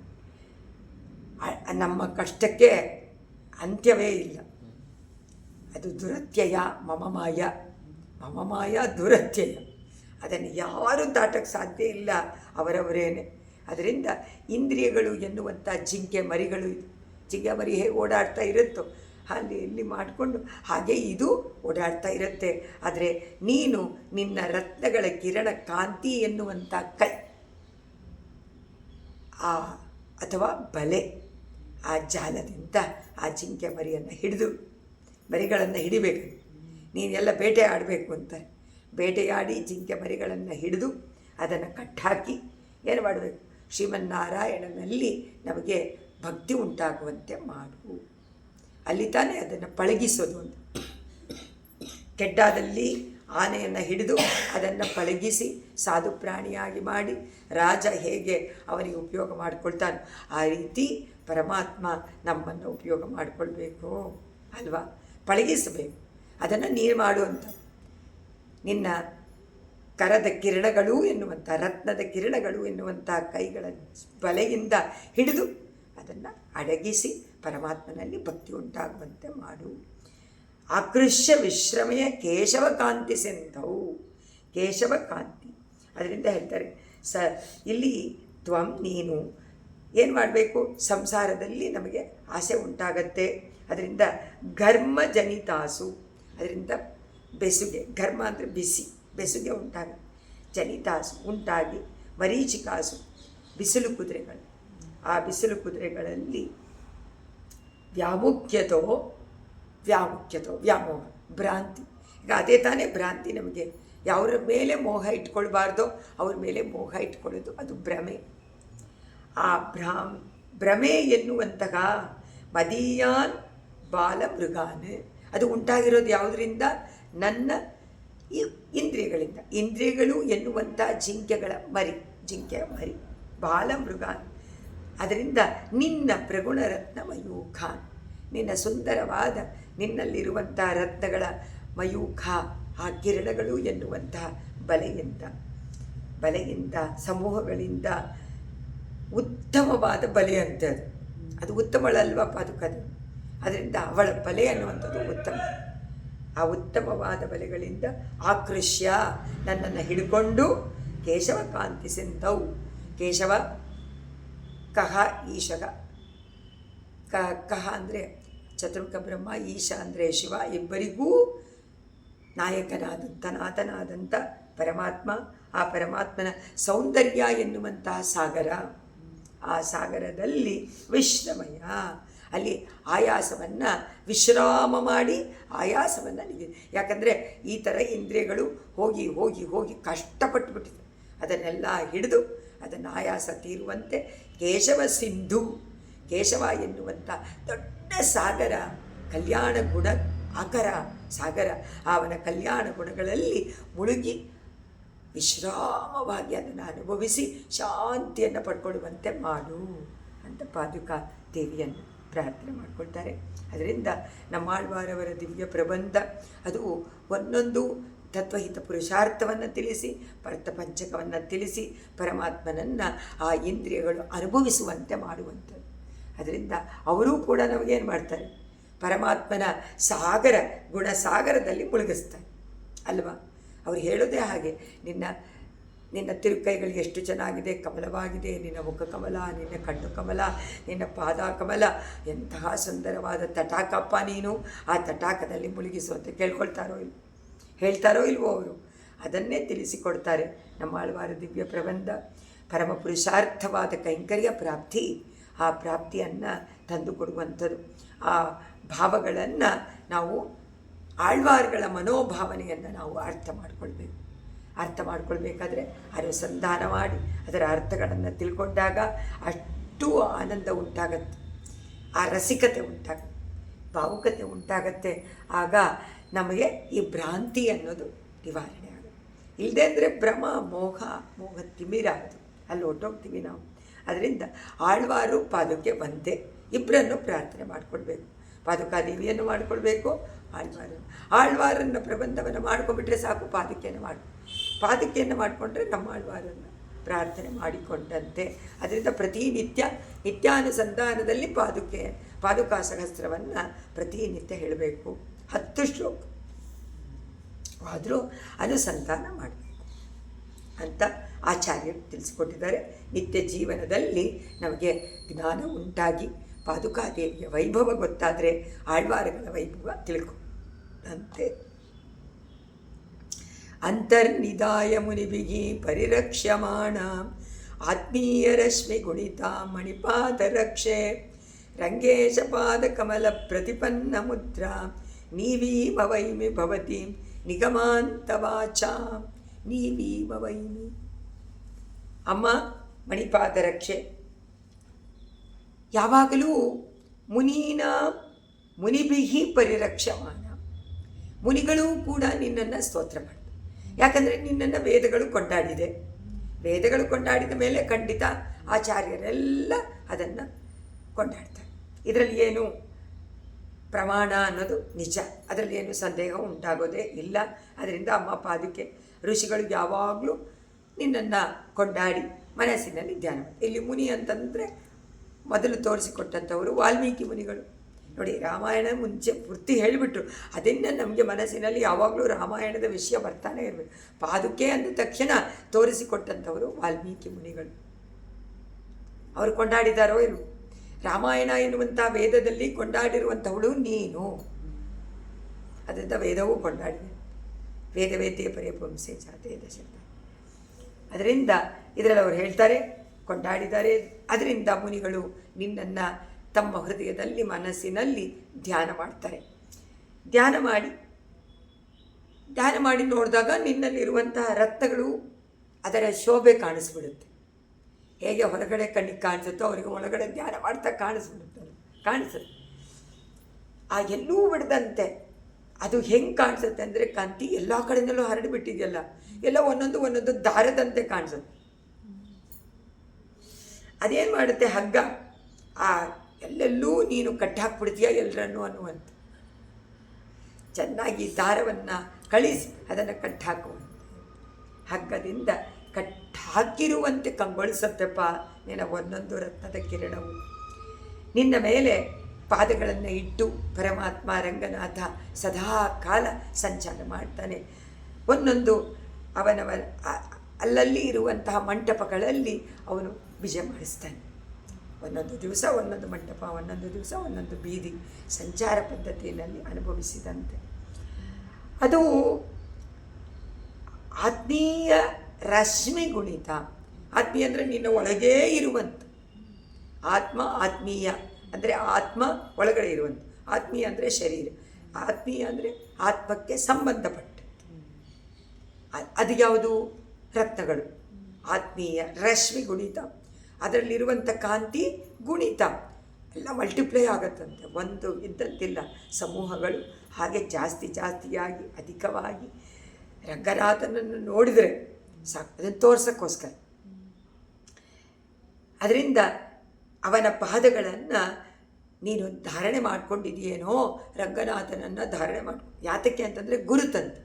ಈಗ ನಾವೆಲ್ಲ ಪರಮಾತ್ಮನ ಶಂಖಚಕ್ರ ಧಾರಣೆ ಮಾಡಿಕೊಂಡು ಊರ್ಧ್ವ ಪುಂಡ್ರವನ್ನು ಇಟ್ಕೊಂಡು ಪರಮಾತ್ಮನನ್ನು ನಾವು ಹೊರಗಡೆ ಸುಮ್ಮನೆ ಹಾಕ್ಕೊಂಡಿದ್ದೀವಿ ಅಷ್ಟೇ. ಒಳಗಡೆ ಪರಮಾತ್ಮನನ್ನು ಸ್ಥಾಪನೆ ಮಾಡಿಕೊಳ್ಬೇಕು. ಆದರೆ ಹೊರಗಡೆ ಆದರೂ ಮಾಡಿಕೊಂಡಾದರೂ ಅದನ್ನು ನೆನೆಸ್ಕೊತಾ ಇರಬೇಕು. ಅದಕ್ಕೋಸ್ಕರನೇ ಪಾದುಕೆಯ ಚಿಹ್ನೆ. ಅದು 2 ಪಾದುಕೆ, ಮಧ್ಯದಲ್ಲಿ ಮಹಾಲಕ್ಷ್ಮಿ. ಏನು ತೋರಿಸುತ್ತೆ? ಊರ್ಧ್ವಪುಂಡ್ರ ಪಾದುಕೆ. ಈಗ ಪಾದುಕೆ ಅದನ್ನು ಧಾರಣೆ ಮಾಡ್ಕೊಂಡು ಪರಮಾತ್ಮನ ಪಾದವನ್ನೇ ಧಾರಣೆ ಮಾಡ್ಕೊಂಡ್ಬಿಟ್ಟಿದ್ದಾಳೆ. ಅದಕ್ಕೋಸ್ಕರನೇ ನಾವು ಪರಮಾತ್ಮನ ಪಾದವನ್ನು ಧಾರಣೆ, ಅದನ್ನೇ ಪಾದುಕೆ ಅಂತ ಅಂದ್ಕೊಬೇಡೋಣ. ಆಚಾರ್ಯರ ಪಾದ, ಆಚಾರ್ಯರ ಪಾದವೇ ನಮಗೆ. ಅದಕ್ಕೋಸ್ಕರ ಪಾದುಕೆ ನಮಗೆ ಅದನ್ನು ತೋರಿಸಿಕೊಡ್ತಾಳಂತ. ಪರಮಾತ್ಮನ ಪಾದ ಚಿಹ್ನೆಯನ್ನು ಧಾರಣೆ ಮಾಡಿಕೊಂಡು ನೀವು ಧಾರಣೆ ಮಾಡಿಕೊಳ್ಳಿ, ನಾವು ನಿನ್ನನ್ನು ಧಾರಣೆ ಮಾಡ್ಕೋತೀವಿ ಅಂತ ಪಾದುಕೆಯನ್ನು ಧಾರಣೆ ಹಾಕ್ಕೊಳ್ತಾ ಇರ್ಬೇಕಾದ್ರೆ ಏನು ಅನ್ಕೋಬೇಕು? ಅದನ್ನೇ ಹೇಳ್ತಾರೆ, ಕಟ್ಟಿ ಹಾಕಬೇಕಲ್ಲ ಕಿರಣಗಳು. ಎಷ್ಟು ಚೆನ್ನಾಗಿದೆ ಇದರ ಒಂದು ಅನುಭವ. ಅದು ಗುರುತುಗಾಗಿಯೇ ಅವನ ಪಾದಗಳನ್ನು ಧರಿಸಿಕೊಂಡಿರುವಂತೆ ಪ್ರಕಾಶಮಾನವಾಗಿ ಅದನ್ನು ತೋರಿಸ್ತಾ ಇದೆಯಾ. ಕಟ್ಟಿ ಹಾಕ್ಕೊಂಡ್ಬಿಟ್ಟಿದೆಯಾ ಪರಮಾತ್ಮನ ಪಾದವನ್ನು? ನಾವು ಹಾಗೆ ಕಟ್ಟಿ ಹಾಕ್ಕೊಳ್ಬೇಕು, ಆಚಾರ್ಯ ಪಾದವನ್ನು ಕಟ್ಟಿ ಹಾಕ್ಕೊಳ್ಬೇಕು. ಅದು ಆಚಾರ್ಯರ ಮೇಲೆ ಇರುವಂಥ ಭಕ್ತಿಯಿಂದ ಪರಮಾತ್ಮನ ಕಟ್ಬೋದು ಅಂತಾರಲ್ಲ, ಅದೇ ಕಟ್ಟು. ಅವನ ಕಟ್ಟಿ ಹಾಕೋದು ಎಲ್ಲಿ? ಸುಮ್ಮನೆ ನಾವು ಕೇಶವಾಯ ನಮಃ ಅಂತ ಊರ್ಧ್ವಪುಂಡ್ರ ಇಟ್ಕೊಂಡ್ರೆ ಏನಾಗೋಲ್ಲ. ಪರಮಾತ್ಮನ ಪಾದ ನಿಜವಾಗಲೂ ಅದು ನನ್ನ ಲಲಾಟದಲ್ಲಿ ನನ್ನನ್ನು ರಕ್ಷಣೆ ಮಾಡಲಿ ಅಂತ. ಅದಕ್ಕೆ ತಾನೇ 12 ನಾಮಗಳನ್ನು ಹೇಳ್ಕೋಬೇಕು. ಭಗವಂತನ ಗುರುತಲ್ವಾ ಅದು. ಅದು ಅವನನ್ನೇ ನಿರೂಪಣೆ ಮಾಡುವಂಥದ್ದು. ಇವನೇ ಸ್ವಾಮಿನಾರಾಯಣ ಅಂತ ನಿರೂಪಣೆ ಮಾಡು. ಸ್ವಾಮಿ ನನಗೆ ಅಂತ ಅದೇ ಪ್ರಕಾಶವಾಗಿ ಕಾಣಿಸ್ತೀಯಮ್ಮ ನೀನು. ಅವನ ಪಾದಗಳನ್ನು ಧಾರಣೆ ಮಾಡಿಕೊಂಡು ಅಂತೂ ನಿನ್ನನ್ನು ನೋಡಿದರೆ ಉಪನಿಷತ್ತುಗಳು, ವೇದಾಂತ ಎನ್ನುವಂತಹ ರತ್ನಗಳನ್ನು ಕಟ್ಟಿಕೊಂಡು ಇಟ್ಟಿರುವಂತೆ ಇದೆ. ಕಟ್ಟಿಟ್ಕೊಂಡು ಬಿಟ್ಟಿದೆಯಾ ಎಲ್ಲ ರತ್ನಗಳು? ಅಗಲದೇ ಇಲ್ಲ ಅನ್ನೋದು. ಹೇಗೆ ಲಕ್ಷ್ಮಿ ಅಗಲಲ್ವೋ ಹಾಗೆ ಕಟ್ಟಿಟ್ಟಿರುವ 2 ಮೂಟೆ ಅಂತೆ. 2 ಮೂಟೆ, ಒಂದಲ್ಲ 2 ಮೂಟೆಗಳು. 2 ಮೂಟೆಗಳು 2 ಮೂಟೆಯನ್ನು ಕಟ್ಟಿಟ್ಟುಬಿಟ್ಟು, ಅಪ್ಪ ನೀನೆಲ್ಲೂ ಹೋಗೋಕ್ಕಾಗಲ್ಲ ಅಂತ ಅವನನ್ನೂ ಕಟ್ಟಿ ಹಾಕಿ ಕರ್ಕೊಂಡು ಬರ್ತಾಳೆ. ತಾನು ಅದನ್ನು ಚಿಹ್ನೆಯಾಗಿ ಪರ್ಮನೆಂಟಾಗಿ ಕಟ್ಟಿ ಹಾಕ್ಕೊಂಡು ಇಟ್ಕೊಂಡ್ಬಿಟ್ಟಿದ್ದಾಳಂತೆ ರತ್ನಗಳಾಗಿ. ರತ್ನಗಳೇ ಪಾದುಕೆ ಅಂತಾರೆ. ಪಾದುಕೆಯ ರತ್ನಗಳು ಪರಮಾತ್ಮನ ಪಾದ ಅಂತಾರೆ ಮಾಡಿದ್ದಾರೆ. ಸದಾಚಾರ್ಯರು ಉಪನಿಷತ್ತುಗಳಲ್ಲಿ ಇರುವಂಥ ಸಾರತಮವಾದಂತಹ ಮಂತ್ರಗಳನ್ನು ತಗೊಂಡು ಅದರಲ್ಲಿರುವಂಥ ವಿಷಯವನ್ನು ಉತ್ತಮವಾದ ಅರ್ಥಗಳನ್ನು ಮನನ ಮಾಡಿ ಅದನ್ನು ನಮಗೆ ಅನುಭವಕ್ಕೆ ಕೊಡ್ತಾರೆ. ಅವರೇ ತಾನೇ ನಮಗೆ ಕೊಡಬೇಕು. ಅನುಭವಕ್ಕೆ ಕೊಟ್ಟು ಭಗವಂತನನ್ನು ತಮ್ಮ ಭಕ್ತಿ ಎನ್ನುವಂಥ ಹಗ್ಗಗಳಿಂದ ಕಟ್ಟಾಕಿಟ್ಕೊಂಡಿರ್ತಾರೆ. ನಾವು ಕಟ್ಟಾಕಬೇಕು ಆ ಥರ. ಆದರೆ ನಮಗೆ ಭಕ್ತಿ ಉಂಟಾಗಬೇಕಾದ್ರೆ ಇಬ್ಬರ ಅನುಗ್ರಹನೂ ಬೇಕು. ಪರಮಾತ್ಮನ ಅನುಗ್ರಹ, ಆಚಾರ್ಯರ ಅನುಗ್ರಹ, ಭಾಗವತರ ಆಶೀರ್ವಾದ, ಇದೆಲ್ಲ ಇದ್ದರೆ ಮಾತ್ರ ಸಾಧ್ಯ. ಅವನನ್ನು ಬಿಟ್ಟು ಅವನು ಯಾವತ್ತೂ ನಾವು ಬೇರೆ ಆಗಬಾರ್ದು. ಅಗಲಗಿಲ್ಲೇ ಅಂತ ಮಹಾಲಕ್ಷ್ಮಿ ಯಾವಾಗಲೂ ಇರುವಂತೆ ನಮ್ಮನ್ನು ಪರಮಾತ್ಮ ಇಟ್ಕೋಬೇಕು. ಜೀವಾತ್ಮನನ್ನು ಇಟ್ಕೊಳ್ತಾನೆ ಮುಕ್ತರಾದ ಮೇಲೆ. ಅದರಿಂದ ಹೇಳಿ ಅವರು ಆಚಾರ್ಯರು ಹೇಗೆ ಪರಮಾತ್ಮನನ್ನು ಕಟ್ಟಾಕೊಂಡಿದ್ದಾರೋ ಹಾಗೆ ನಾವು ಆಚಾರ್ಯರನ್ನು ನಮ್ಮ ಹೃದಯದಲ್ಲಿ ಭಕ್ತಿಪೂರ್ವಕವಾಗಿ ಕಟ್ಟಾಕ್ಕೊಳ್ಬೇಕು. ಕಟ್ಟಾಕ್ಕೊಂಡ್ರೆ ಅವರ ಅನುಗ್ರಹದಿಂದ ಅಂತಹ ಮಹಾಮಹಿಮರು ಅವರೆಲ್ಲ ಯಾರು? ಎಂದರೋ ಮಹಾನುಭಾವುಗಳು ಎಷ್ಟು ಜನ ಇದ್ದಾರೆ. ಆ ಮಹಾನುಭಾವರುಗಳನ್ನು ಯಾವಾಗಲೂ ಧ್ಯಾನ ಮಾಡಬೇಕು ಅಂತ ಇದರಲ್ಲಿ ಸ್ತೋತ್ರ ಮಾಡ್ತಾರೆ. ನೀವೀಮ ವೈಮೆ ಭವತಿ, ನೀವೀ ಪ್ರತಿಪನ್ನ ಮುದ್ರಾ, ಒಂದು ಮುದ್ರೆಯಾಗಿ ಅವನ ಗುರುತನ್ನು ಮುದ್ರೆಯಾಗಿ ಹಾಕಿಕೊಂಡು ಗುರುತು ಸಿಗುವಂತೆ ಮಾಡಿಕೊಂಡು ಭವತಿ, ನಾವೆಲ್ಲ ವಿಷ್ಣು ಭಕ್ತರು ಅನ್ನೋದಕ್ಕೇನೆ ನಾಮ ಹಾಕ್ಕೊಳ್ಳು. ಪಾದ ತಾನೇ ಹೀಗಿರೋದು, ಅದನ್ನು ಹಾಕಿಕೊಂಡು ಅವರನ್ನು ಅದಕ್ಕೆ ಅವನ ಪಾದಗಳನ್ನು ಧರಿಸುವಂತೆ ನೀನು ಮಾಡಿ ತೋರಿಸ್ತೀಯ. ಯಾರಾದರೂ ಮಾಡಿ ತೋರಿಸಿದರಂತೆ ತಾನೇ ನಾವು ಅವರನ್ನು ಅನುಕರಣ ಮಾಡ್ಬೋದು, ಅನುಸರಿಸಬಹುದು. 510 ರಾಮಸ್ಯ ರಂಗವಸತೇಶ್ಚರಣಾನುಷಂಗಾತ್ ಕಾಷ್ಟಾಂ ಗತಾಂ ಪರಮಪಾವನತಾಂ ದದಾನ ಪಾದಾವನಿ ಪ್ರಚುರರತ್ನಶಿಲಾನಿ ಬದ್ಧ ಸಂಸಾರ ಸಂತರಣ ಸೇತುರಸಿ ಪ್ರಜಾನ. ಒಂದೊಂದರಲ್ಲಿ ಇದರಲ್ಲಿ ಸಂಸಾರ ಸಂತರಣ ಸೇತು, ಸಂಸಾರ ಎನ್ನುವಂಥ ಈ ಸಾಗರವನ್ನು ದಾಟೋದಕ್ಕೆ ಒಂದು ಸೇತು ಬೇಕು. ಅದು ಸಮ್ಯಕ್ ಸೇತು. ಸಂತರಣ ಚೆನ್ನಾಗಿ ದಾಟಿಸ್ಬೇಕು, ಮತ್ತೆ ಇಲ್ಲಿ ಬರಬಾರ್ದು. ಸಂತರಣ, ಆ ಸಂತರಣ ಮಾಡೋದಕ್ಕೆ ದಾಟೋದಕ್ಕೆ ಒಂದು ಸೇತು ಬೇಕು. ಆ ಸೇತು ಯಾರು? ಪಾದುಕಾದ ರಾಮಸ್ಯ ರಂಗವಸತೆ ಅಮ್ಮ ಪಾದಾವನಿ. ರಂಗವಸತೆಗೆ ಶ್ರೀರಂಗದಲ್ಲಿ ವಾಸ ಮಾಡ್ತಾ ಇರುವಂಥ ಶ್ರೀರಂಗನಾಥನ ಮಣಿಪಾದುಕೆಗೆ, ರತ್ನಪಾದುಕೆಗೆ, ರಾಮಸ್ಯ ಶ್ರೀರಾಮಚಂದ್ರನ, ಶ್ರೀರಾಮಚಂದ್ರ ಬೇರೆ ಯಾರು ಅಲ್ಲ, ರಂಗನಾಥ ಬೇರೆ. ಸೊ ರಂಗನಾಥನ ಅಂದರೆ ಶ್ರೀರಾಮ ರಂಗ. ಅದರಿಂದ ರಂಗವಸತೆಗೆ ರಾಮಸ್ಯ, ರಂಗವಸತೆ ರಂಗನಾಥ ಅಂತ ಹೇಳಲಿಲ್ಲ, ರಂಗವಸತೆ ರಾಮಸ್ಯ, ಶ್ರೀರಂಗ ಕ್ಷೇತ್ರದಲ್ಲಿ ವಾಸ ಮಾಡುವಂಥ ರಾಮನ ಅಂದರೆ ರಂಗ ಕೃಷ್ಣ, ರಂಗಾನೇ ಕೃಷ್ಣ, ರಂಗಾನೇ ರಾಮ, ರಂಗಾನೇ ನಾರಾಯಣ, ಅವನೇ ಪರತತ್ವ. ಶ್ರೀರಾಮನಾಗಿ ಬಂದಂಥ ರಂಗನಾಥನ ಅಂತ ರಾಮಸ್ಯ. ಚರಣ ಅನುಷಂಗ, ಯಾವಾಗಲೂ ನಿನಗೆ ಚರಣ ಸಂಬಂಧ. ರಾಮನ ಚರಣ ಸಂಬಂಧ ರಾಮಾಯಣದಲ್ಲಿ, ರಂಗನಾಥನ ಸಂಬಂಧ ಶ್ರೀರಂಗ ಕ್ಷೇತ್ರದಲ್ಲಿ ಅರ್ಚಾರೂಪದಲ್ಲಿ. ಸೊ ಯಾವಾಗಲೂ ಬಿಡದಂತೆ ಇರುವಂಥವಳು. ಕಾಷ್ಠಾಂಗತಾಂ, ತುಂಬ ನಿನಗೆ ಏನು ಪರೀಕಾಷ್ಠೆ, ಯಾವಾಗಲೂ ನಿನ್ನನ್ನು ಬಿಡಲ್ಲ ಅಂತ ಇಟ್ಕೊಂಡ್ಬಿಡ್ತಾನೆ ರಂಗನಾಥ. ಭುವನ ಪಾವನತ, ಅದಕ್ಕೆ ಕಾರಣ ಲೋಕರಕ್ಷಣೆ. ಅದನ್ನು ಪಾವನತ್ವವನ್ನು ಉಂಟು ಮಾಡಬೇಕು. ಪಾವನತ್ವ ಉಂಟು ಮಾಡಬೇಕಾದರೆ ಭಗವಂತನ ಅನುಗ್ರಹ ಬೇಕು. ಅನುಗ್ರಹ ಎನ್ನುವಂತಹ ಅವನ ಅಭಯ ಹಸ್ತದ ಕಿರಣಗಳು ನಮಗೆ ಪಾವನತ್ವವನ್ನು ಉಂಟು ಮಾಡಿ. ಅದು ಬಿದ್ದರೆ ಸಾಕು ಒಂದು ಚೂರು.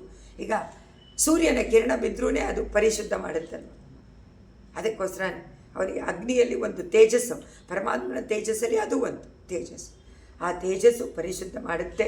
ದಧಾಯ, ಅದನ್ನು ಹೇಳ್ತಾರೆ ಇಲ್ಲಿ, ಹೊಂದಿರುವಂತಹ ನೀನು ಪ್ರಚುರತ್ನ ಶಿಲಾನಿಬದ್ಧ, ಹೆಚ್ಚಾಗಿರುವಂಥ ರತ್ನಗಳು ಎನ್ನುವಂತಹ ಕಲ್ಲುಗಳು, ಆ ಕಲ್ಲುಗಳಿಂದ ಉಂಟಾದಂತಹ ಆ ಕಾಂತಿ, ಆ ಕಾಂತಿಯಿಂದ ಕಟ್ಟಲ್ಪಟ್ಟಂಥ ಪ್ರಜಾನಾಂ ಸಂತರಣ ಸೇತುವು. ಆ ಕಿರಣಗಳು ಈಗ ಒಂದು ಸೇತು, ಬಲೆ ಅಂತ ಹೇಳಿದ್ರು, ಈಗ ಸೇತುವನ್ನು ಕಟ್ಟಿಬಿಡುತ್ತಂತೆ. ಸೇತುವನ್ನು ಕಟ್ಟಿಬಿಟ್ಟು ದಾಟಿಬಿಡಿ, ಸಂತರಣ ಸೇತು. ಈ ಸಮುದ್ರವನ್ನು ದಾಟಕ್ಕೋಸ್ಕರವಾಗಿ ಒಂದು ಸೇತುವಾಗಿ ಇದೆಯಾ. ರಂಗನಾಥನ ಪಾದುಕೆ, ರಂಗನಾಥ ಶ್ರೀರಾಮನಾಗಿ ಬಂದಾಗ ಸಮುದ್ರಕ್ಕೆ ಸೇತುವೆಯನ್ನು ಕಟ್ಟಿದನೋ ಇಲ್ವೋ, ಅದೇ ವಿಷಯ ಇದು. ಸೇತು ಅಂದ ತಕ್ಷಣ ಪರಮಾತ್ಮ ರಾಮ ಯಾತಕ್ಕೋಸ್ಕರ, ಜೀವಾತ್ಮನನ್ನು ಬಿಡಿಸೋಕ್ಕೋಸ್ಕರ, ಜೀವಾತ್ಮಳಾದಂಥ ಸೀತಾದೇವಿಯನ್ನು ಬಿಡಿಸೋಕ್ಕೋಸ್ಕರ ವನದಲ್ಲಿ ಕಟ್ಟಾಕಿ, ರಾವಣ ಎನ್ನುವಂತಹ 10 ತಲೆ, ರಾವಣ ಎನ್ನುವಂತಹ ನಮ್ಮ ಮನಸ್ಸು ಮತ್ತು ನಮ್ಮ 10 ಇಂದ್ರಿಯಗಳು ಆತ್ಮನನ್ನು ಕಟ್ಟಾಗಿಟ್ಕೊಂಡ್ಬಿಟ್ಟು, ಯಾವುದರಲ್ಲಿ ಈ ಲಂಕಾಪಟ್ಟಣದಲ್ಲಿ ಅಶೋಕವನ ಎನ್ನುವಂಥ ಹೃದಯದಲ್ಲಿ ಕಟ್ಟಾಕಿಟ್ಕೊಂಡು ಅದನ್ನು ಬಿಡಿಸ್ಬೇಕು. ಅದಕ್ಕೆ ಸೇತುವೆ ದಾಟಬೇಕಲ್ಲ. ಇವಾಗ ದಾಟಿಗೆ ರಾಮ ಏನೋ ಸೀತೆ ಕಟ್ಟಿಬಿಟ್ಟು ದಾಟಿಬಿಟ್ಟು ಬಂದ, ತಿರ್ಗಾ ಕರ್ಕೊಂಡು ಹೋಗ್ಬಿಟ್ಟ ಹಾರೈಸಿಕೊಂಡು. ಆದರೆ ಈಗ ಸೇತು ಕಟ್ಟಬೇಕಲ್ಲ, ಯಾರು ಕಟ್ತಾರೆ? ಪಾದುಕಾದೇವಿ ಅವರೇ. ಆ ಸೇತುವೆಯನ್ನು ನೋಡಿದ್ರೆ ಸಾಕು ಪಾಪ ಹೋಗುತ್ತೆ ಅಂತ. ಅದಕ್ಕೋಸ್ಕರನೇ ಕಲಿಯುಗದಲ್ಲಿ ಪಾಪ ಹೋಗಬೇಕು. ಅಲ್ಲಿ ಸ್ನಾನ ಮಾಡಿದವ್ರಿಗಂತೂ ಖಂಡಿತ ಮುಕ್ತಿ. ಸೇತು ದರ್ಶನಂ ಪಾಪ ಸೇತು ಸ್ಮರಣಮ್ಮೇ ಹೇಳಿಬಿಟ್ಟು, ರಾಮ ಕಟ್ಟಿರುವಂಥ ಸೇತು ಸಮಸ್ತ ಪಾಪಗಳು ಹೋಗುತ್ತೆ ಅಂತ ಹೇಳಿದೆಯಲ್ಲ. ಆ ರೀತಿ ಪಾದುಕೆ ನೀನೇನು ಮಾಡ್ತೀಯ? ಸೇತುವೆಗಿಂತ ಮೇಲೆ ನೀನು, ಅದು ಸಾಮಾನ್ಯ ಸೇತು ನೋಡಿದ್ರೆ ಪಾಪ ಹೋಗುತ್ತೆ, ಆದರೆ ನೀನು ದಾಟಿಸೇ ಬಿಡ್ತೀಯಲ್ಲ ನೀನು ಅಂತ ಹೇಳ್ತಾರೆ. ಸಮಸ್ತ ಪಾಪಗಳನ್ನು ನಿವಾರಣೆ ಮಾಡಿ ಪವಿತ್ರತೆಯನ್ನು ಉಂಟು ಮಾಡಿ ಆ ಸೇತುವಿನಿಂದ, ಅದು ಯಾತಕ್ಕೆ ಅಂದರೆ ಸೇತು ಬರೀ ಕಲ್ಲು, ಬೆಟ್ಟ ಗುಡ್ಡ ಎಲ್ಲ ತೊಗೊಂಡು ಬಂದು ಹಾಕಿ ಅದರಿಂದ ಕಟ್ಟಿದಂಥ ಸೇತು ಅಲ್ವ ಇದು.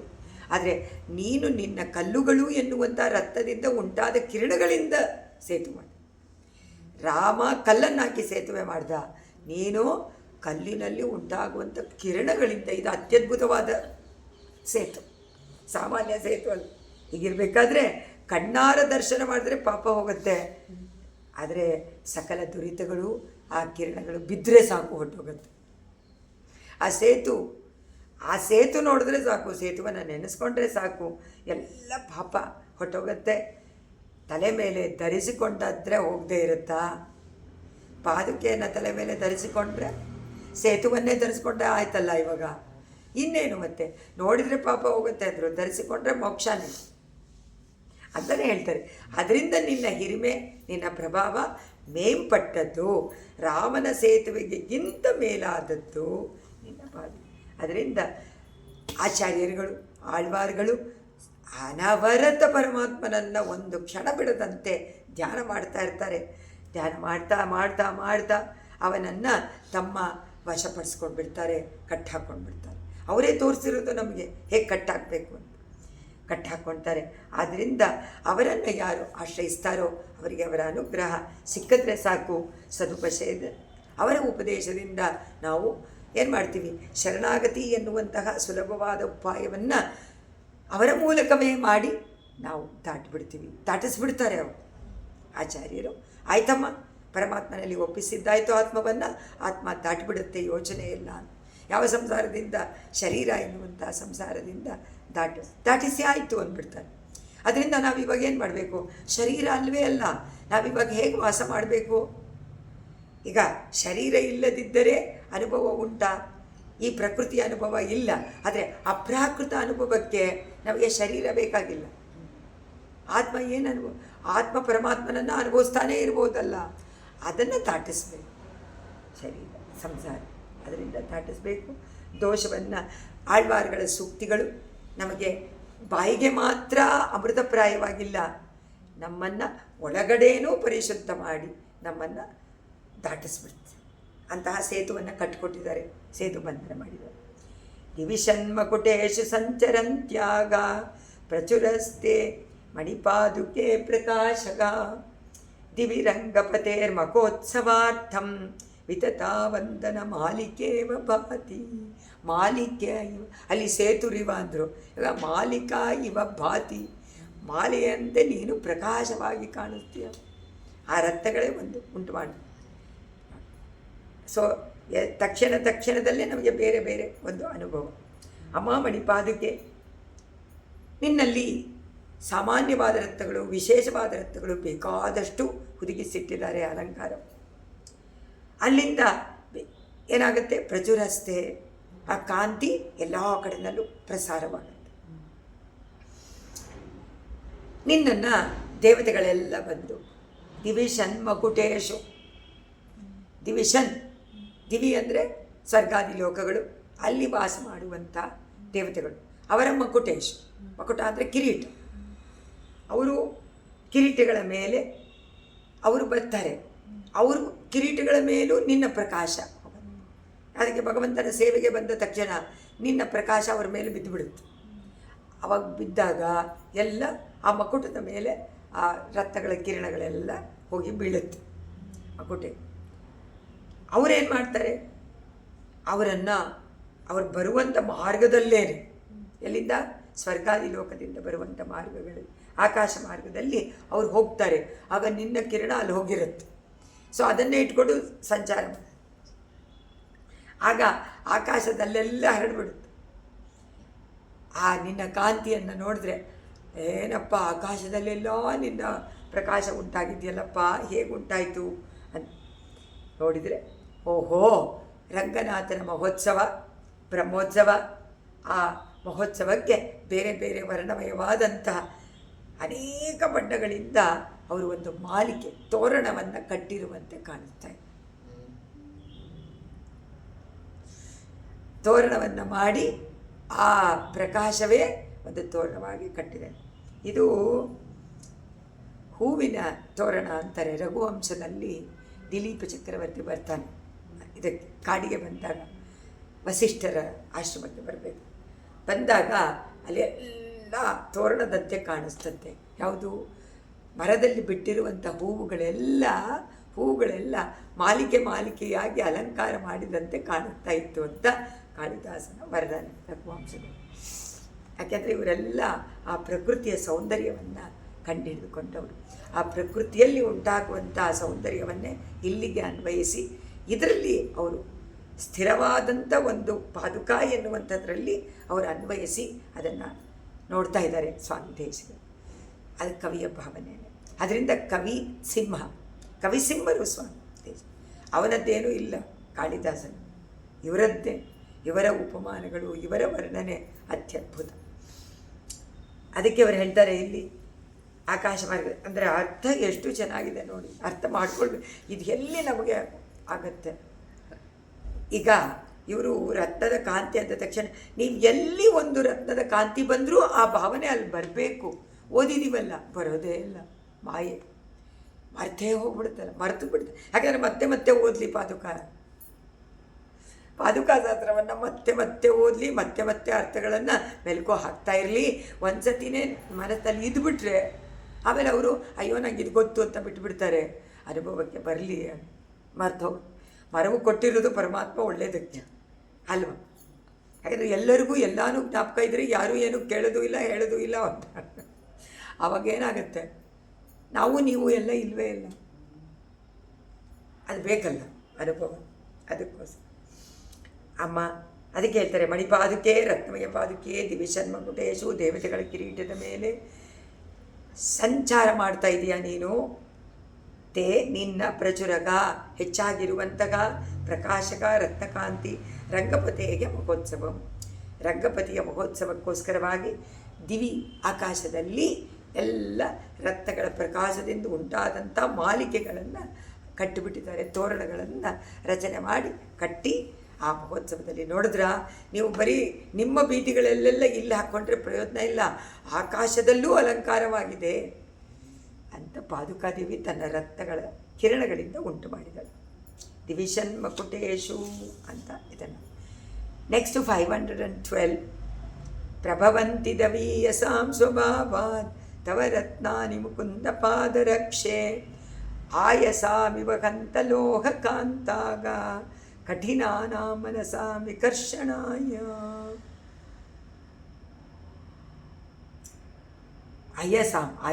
ಆಯಸ ಅಂತಂದರೆ ಇದು ಮ್ಯಾಗ್ನೆಟ್. ಈಗ ನಿನ್ನ ರತ್ನಗಳು ಅಮೂಲ್ಯವಾದ ರತ್ನಗಳಿಂದ ಅಲಂಕಾರ ಮಾಡಿಕೊಂಡು ಒದಗಿಸಿಕೊಟ್ಕೊಂಡಿರುವಂತಹ ಪಾದುಕಾದೇವಿಗೆ ಎಷ್ಟು ಸುಂದರವಾದ ಕಾಂತಿಗಳನ್ನು ಉಂಟು ಮಾಡ್ತಾ ನೀನು ಪ್ರಕಾಶಮಾನವಾಗಿ ಕಾಣಿಸ್ತೀಯ ಅಮ್ಮ ಪಾದುಕೆ. ರಂಗನಾಥನನ್ನು ಸಂರಕ್ಷಣೆ ಮಾಡುವಂಥ ಪಾದುಕೆಗೆ ಕಬ್ಬಿಣ, ಈಗ ಕಬ್ಬಿಣ ಇದೆ ತುಂಬ ದೂರದಲ್ಲಿ, ಆ ಕಬ್ಬಿಣದಲ್ಲಿ ಅಯಸ, ಅದಕ್ಕೆ ಒಂದು ಮ್ಯಾಗ್ನೆಟಿಕ್ ಶಕ್ತಿ ಇದೆ. ಅದೇನಾಗುತ್ತೆ, ದೂರದಲ್ಲಿರುವಂಥ ಕಬ್ಬಿಣವನ್ನು ತಾನು ಹೇಳ್ಕೊಳ್ಳುತ್ತೆ ಇಲ್ವ. ನಮ್ಮದು ಕಠಿಣವಾದಂಥ ಹೃದಯ ಎನ್ನುವಂಥ ಕಬ್ಬಿಣ,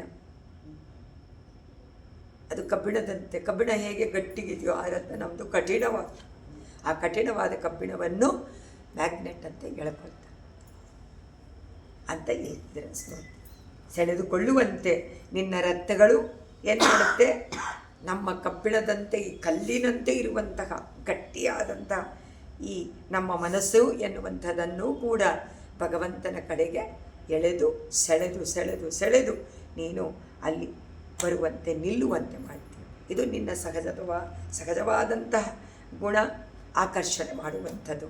ಇದು ಆಕರ್ಷಕದ ಗುಣವನ್ನು ಆ ಅಯಸಕ್ಕೆ ಅವರು ಹೋಲಿಸಿದ್ದಾರೆ. ಅರ್ಥ ಅಂದರೆ ಆಯಸ್ಕಾಂತ ಅಂತ ಕರೀತಾರೆ. ಕಾಂತಿ ನೋಡಿ, ಅಲ್ಲೂ ಕಾಂತಿ ಇದೆಯಲ್ಲ, ಅದೇ ಥರ ಇಲ್ಲೂ ರತ್ನದ ಕಾಂತಿ. ಅದನ್ನು ಹೋಲಿಸಿ ಅಮೂಲ್ಯವಾದ ರತ್ನಗಳಿಂದ ಕೂಡಿರುವಂತಹ ನೀನು ಆಯಸ್ಕಾಂತಗಳು ಹೇಗೆ ಗಟ್ಟಿಯಾದ ಕಬ್ಬಿಣವನ್ನು ತನ್ನ ಕಡೆಗೆ ಸೆಳೆದುಕೊಳ್ಳುತ್ತೋ ಹಾಗೆ ನಿನ್ನ ರತ್ನಗಳೂ ಕೂಡ ಕಠಿಣವಾದ ನಮ್ಮ ಮನಸ್ಸು ಎನ್ನುವಂಥ ಕಬ್ಬಿಣವನ್ನು ಹಾಗೆ ಆಕರ್ಷಣೆ ಮಾಡಿ ಸೆಳೆದುಕೊಳ್ಳುವಂತೆ ನೀನು ಮಾಡ್ತೀಯಾ. ನಿನ್ನ ಪ್ರಕಾಶ, ಆ ಶಕ್ತಿ ನಿನಗೆ ಉಂಟು. ಇದು ಸ್ವಾಭಾವಿಕವಾದ ಶಕ್ತಿ ನಿನ್ನದು ಅಂತ.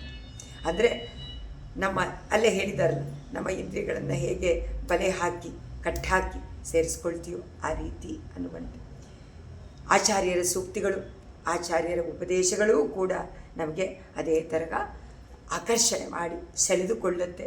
ಕಠಿಣವಾದ ನಮ್ಮ ಹೃದಯವನ್ನು ಮೃದುವನ್ನಾಗಿ ಮಾಡಿ ಅಲ್ಲಿ ಸೇರಿಸಿಕೊಂಡು ಭಗವಂತಾನುಭವವನ್ನು ಮಾಡಿ ಆ ಅನುಭವ ಎನ್ನುವಂಥದ್ದು ಪರಮಾನಂದವನ್ನು ಕೊಡುತ್ತೆ ಅಂತ ತಿಳಿಸಿಕೊಡ್ತಾರೆ, ಉಪದೇಶ ಮಾಡ್ತಾರೆ. ಎಂದಿಗೂ ಅರ್ಥ ಸ್ವಾರಸ್ಯವನ್ನು ಅರಿತುಕೊಂಡು ಬಿಟ್ಟರೆ ಬಿಡೋಕ್ಕೆ ಸಾಧ್ಯನೇ ಇಲ್ಲ. ಕಟ್ಟಾಕೊಂಡು ಬಿಡಬೇಕಾಗ ಅಲ್ವಾ. ಸ್ವಾರಸ್ಯ, ಆ ರಸಿಕತೆ ಇದ್ದರೆ ಅರ್ಥಗಳನ್ನು ಗೊತ್ತು ಮಾಡ್ಕೊಂಡು ಬಿಟ್ಟರೆ ಅದರಲ್ಲಿ ಪ್ರೀತಿ ಉಂಟಾಗತ್ತೆ. ಯಾವಾಗಲೂ ಅಲ್ಲೇ ಇರೋಣ ಅಂತ ಅನಿಸುತ್ತೆ, ಬೇರೆ ವಿಷಯದಲ್ಲಿ ಮನಸ್ಸು ಹೋಗದೇ ಇರುವಂತೆ ಆಗತ್ತೆ.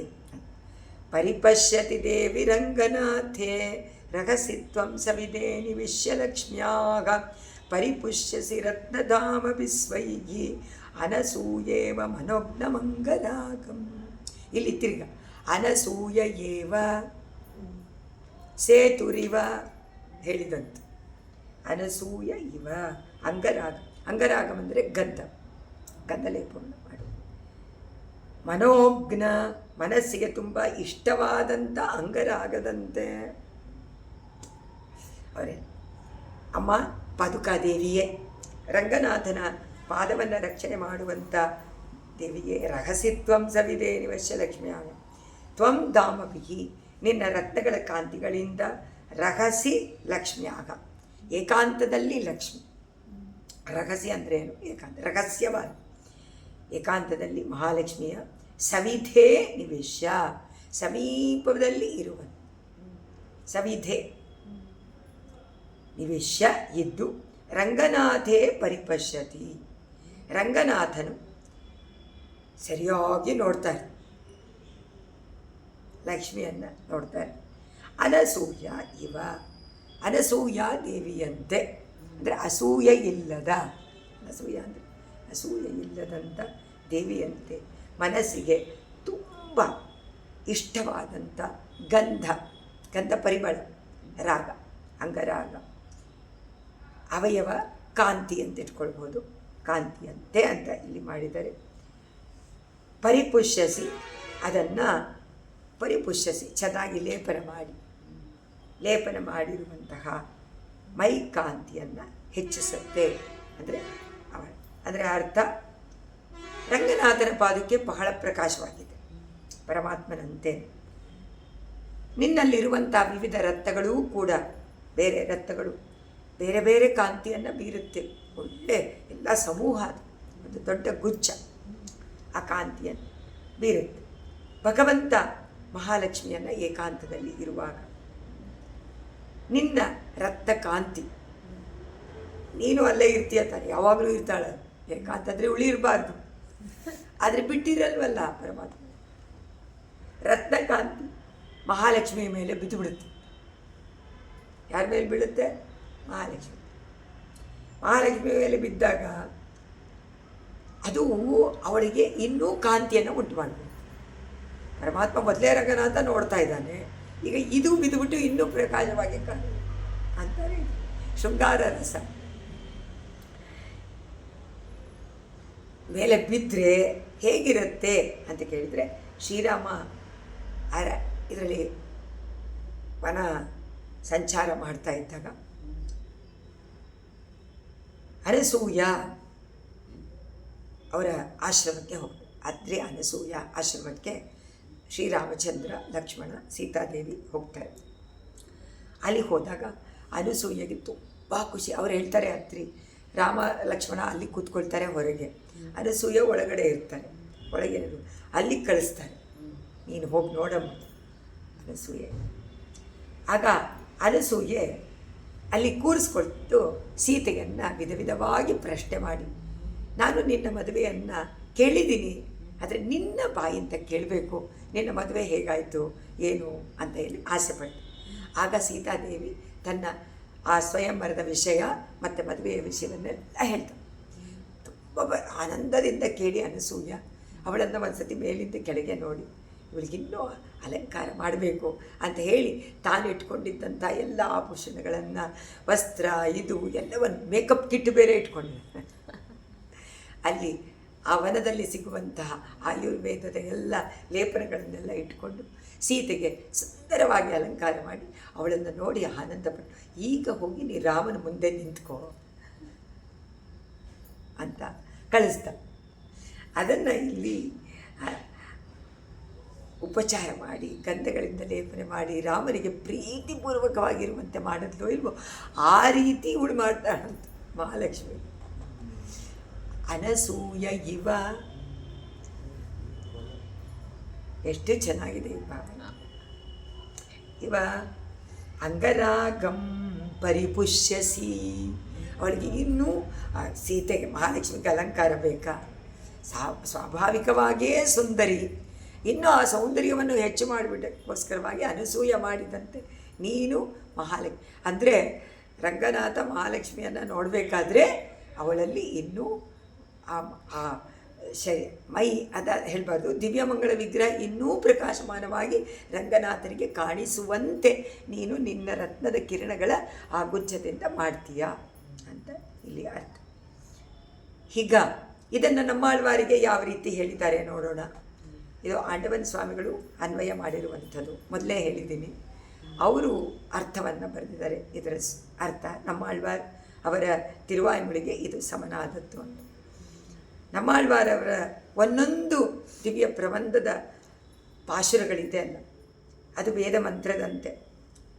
ಶ್ರೀಮನ್ನಾರಾಯಣ ಅಂದರೆ ಲಕ್ಷ್ಮೀ ಶ್ರೀಮನ್ ನಾರಾಯಣ ಇಬ್ಬರನ್ನು ಆನಂದಗೊಳಿಸುತ್ತಂತೆ. ಅಲ್ಲಿ ಏನು ಸೀತೆಗೆ ಶೋಭೆಯನ್ನು ಕೊಟ್ಟು ರಾಮನಿಗೆ ಆನಂದ ಉಂಟು ಮಾಡೋಕ್ಕೆ, ರಂಗನಾಯಕಿಗೆ ಲೇಪನವನ್ನು ಮಾಡಿ ರಂಗನಾಥನಿಗೆ ಉಂಟು ಮಾಡುವನು. ಆದರೆ ಸ್ವಾಮಿ ನಮ್ಮಾಳ್ವಾರವರದು ಏನು ಮಾಡುತ್ತೆ ಅಂದರು, ಇಬ್ಬರಿಗೂ ಶೋಭೆಯನ್ನು ಉಂಟು ಮಾಡುತ್ತೆ ಅಲ್ವಾ. ಇಬ್ಬರಿಗೂ ಅಂಗರಾಗವನ್ನು ಹಾಕಿದಂತೆ ಅವರು ವಿಷಯವನ್ನು ಅನುಭವಿಸುವಾಗ ಅವಳ ವಿಶೇಷ ಕಾಂತಿಯನ್ನು ಅವನು ಅನುಭವಿಸ್ತಾನೆ, ಆನಂದ ಪಡ್ತಾನೆ. ಆದರೆ ಸಮಸ್ತ ಚೇತನರು ಶರಣಾಗತಿ ಮಾಡಿಬಿಟ್ರೆ ಇಬ್ಬರಿಗೂ ಆನಂದ ತಾನೆ ಪರಮಾತ್ಮನಿಗೆ. ಹೇಗೆ ಲಕ್ಷ್ಮಿಯನ್ನು ನೋಡಿ ಆನಂದ ಪಡ್ತಾನೋ ಪಾದುಕಾದೇವಿ ಕಿರಣಗಳಿಂದ, ಅದೇ ರೀತಿ ಸ್ವಾಮಿ ನಮ್ಮಾಳ್ವಾರ್ ಅವರು ಪ್ರಪನ್ನ ಜನ ಕೂಟಸ್ಥರು. ಶರಣಾಗತಿ ಎನ್ನುವಂಥ ಸುಲಭದ ಉಪಾಯವನ್ನು ಹೇಳೋದಕ್ಕೇನೆ ಅವರ ಪ್ರಬಂಧ ವೇದದಲ್ಲಿ ಕೊಟ್ಟಿರುವಂಥ ಮಾರ್ಗ. ಆ ಮಾರ್ಗವನ್ನು ಶರಣಾಗತಿಯ ಮೂಲಕ ಎಲ್ಲರನ್ನೂ ಕರೆಸಿಕೊಂಡು ಪರಮಾತ್ಮ ಆನಂದ ಪಡಬೇಕಲ್ವ. ಅದಕ್ಕೆ ನಮ್ಮಾಳ್ವಾರವರು ವಿಶೇಷವಾದಂಥ ಲೇಪನವನ್ನು ಚೇತನಗಳಿಗೆ ಹಾಕ್ತಾರೆ. ಯಾವಾಗ ಶರಣಾಗತಿಯನ್ನು ಮಾಡಿ ಅವರಿಂದ ಮಾಡಿಸಿ ಅವರಿಗೆ ಲೇಪನವನ್ನು ಮಾಡಿ ಪರಮಾತ್ಮನಿಗೆ ಶೋಭಾಯಮಾನವಾಗಿ ಕಾಣುವಂತೆ. ಲಕ್ಷ್ಮೀ ಪಟ್ಟಮಹಿಷಿ ಅವಳು ಹೇಗೆ ಶೋಭಾಯಮಾನವಾಗಿ ಕಾಣಬೇಕು ಅಂತ ತಾನೇ ಪಾದುಕೆ ರತ್ನ ಮಾಡಿ. ಈಗ ನಮ್ಮಾಳ್ವಾರು ಒಂದೊಂದು ಚೇತನವನ್ನು ಪಟ್ಟಮಹಿಷಿಯಂತೆ ಅಲಂಕಾರ ಮಾಡಿ ಶರಣಾಗತಿ ಮಾಡಿದ ಮೇಲೆ ಶರಣಾಗತಿ ಹೇಗಿರಬೇಕು ಕೂಟಸ್ಥರು ಮಾಡಿ ಪರಮಾತ್ಮನಲ್ಲಿ ಒಪ್ಪಿಸುವಂತೆ ಮಹಾಲಕ್ಷ್ಮಿ ತನ್ನಂತೆಯೇ, ಅದರಿಂದ ತನಗಿಂತ ಹೆಚ್ಚು ರೀತಿಯಲ್ಲಿ ಚೇತನರನ್ನು ಆಕರ್ಷಣೆ ಮಾಡೋದಕ್ಕೋಸ್ಕರವಾಗಿ ಪರಮಾತ್ಮನಿಗೆ ಆಕರ್ಷಣೆ ಆಗಬೇಕಲ್ಲ. ಹಾಗಾದರೆ ಜೀವಾತ್ಮನಿಗೆ ಏನು ಬೇಕು? ಶರಣಾಗತಿ ಆದಮೇಲೆ ಆತ್ಮಗುಣಗಳನ್ನು ವಿಕಾಸ ಮಾಡಿಕೊಳ್ಬೇಕು.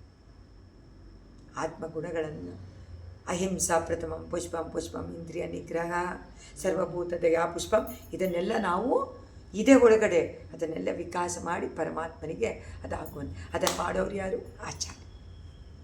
ವಿಕಾಸವಾಗಬೇಕೋ ಇಲ್ವೋ ನಮ್ಮ ಗುಣಗಳು? ಬರೀ ಇದರಲ್ಲೇ ಮೋಹವಾಗಿ ಪ್ರಕೃತಿಯಲ್ಲೇ ಇದ್ಬಿಟ್ರೆ ಏನು ವಿಕಾಸ ಆಗೋದಿಲ್ಲ. ಅದರಿಂದ ಸತ್ಸಂಗದಲ್ಲಿ ಆಚಾರ್ಯರ ಸಮಕ್ಷಮದಲ್ಲಿ ಇದ್ದು ನಾವು ಅದನ್ನು ಅನುಭವಿಸಬೇಕು ಅಂತ ನಮ್ಮನ್ನು ಮಾಡುವಂತೆ ದಿವ್ಯ ಪ್ರಬಂಧವನ್ನು ಕರುಣೆಯಿಂದ ನಮಗೆ ಕೊಟ್ಟಿದ್ದಾರೆ ಸ್ವಾಮಿ ನಮ್ಮಾಳ್ವಾರ್. ಆಳ್ವಾರರ ಅನುಗ್ರಹ ಅದನ್ನು ಅಧಿಕರಣ ಮಾಡಿದರೆ ದಿವ್ಯ ದಂಪತಿಗಳಿಗೆ ಪರಮಾನಂದವಾಗುತ್ತೆ, ಸಂತೋಷ ಪಡ್ತಾರೆ. ಓಹೋ, ಇವರು ಅಲಂಕಾರ ಮಾಡಿಕೊಂಡಿದ್ದಾರೆ, ಆಳ್ವಾರ ಪ್ರಬಂಧದಿಂದ ಅಲಂಕಾರ ಮಾಡಿಕೊಂಡಿದ್ದಾರೆ ಅಂತ ಆಕರ್ಷಕವಾಗಿ ಕಾಣಿಸ್ತಾರೆ ಅಂತ. ನೆಕ್ಸ್ಟು 514 ತವರತ್ನಕರಾರ್ಪಿತಂ ನವೀನಂ ಪರಿಗೃತ್ಯ ಸ್ಥಿರಂ ಅಂಶುಕಂ ಮನೋಜ್ಞಂ ಜರದಂ ಶುಕವತ್ ಸುಖೇನ ತೇಗಂ ಕೃತಿನ ಕೇಶವ ಪಾದುಕೆ ತ್ಯಜಂತಿ ಜರತ್ ಅಂಶುಕವತ್, ಅದರಂತೆ. ಎಲ್ಲದಕ್ಕೂ ಅಂತೆ ಅಂತ ಹೇಳಿದಾರೋ ಇಲ್ವೋ? ಇದರಲ್ಲೂ ಒಂದು ಉಪಮಾನ ಕೊಡ್ತಾರೆ. ಅದರಂತೆ, ಯಾವುದರಂತೆ? ಜರದಂಶುಕವತ್. ಜರೆ ಅಂದರೆ ಅಂಶುಕ ಅಂದರೆ ಬಟ್ಟೆ. ಈಗ ಶಾಶ್ವತವಾದ ಬಟ್ಟೆಯನ್ನು ಹಾಕ್ಕೋಬೇಕು. ನಮ್ಮ ಶರೀರ ಎಲ್ಲ ಏನು ಶಾಶ್ವತವಲ್ಲ. ಎಲ್ಲ ನಾವು ಒಂದು ವಸ್ತ್ರವನ್ನು ಹಾಕ್ಕೊಂಡು ಶರ್ಟ್ ಹಾಕ್ಕೊಂಡು ಕಳಚುವಂತೆ ಬೇರೆ ಬೇರೆ ಬರ್ತಾ ಇರೋದು. ಆದರೆ ದಿವ್ಯ ಶರೀರ ಬೇಕು, ಅದು ಯಾವಾಗಲೂ ಜರೆ ಇಲ್ಲದ ಅಂಶಕ. ಅದರಂತೆ ನಮಗೆ ಒಂದು ವಸ್ತು ದಿವ್ಯ ಯಾವಾಗ ಬರುತ್ತೆ? ವಿರಜಾನದಿ ಸ್ನಾನ ಮಾಡ್ತೀವಿ.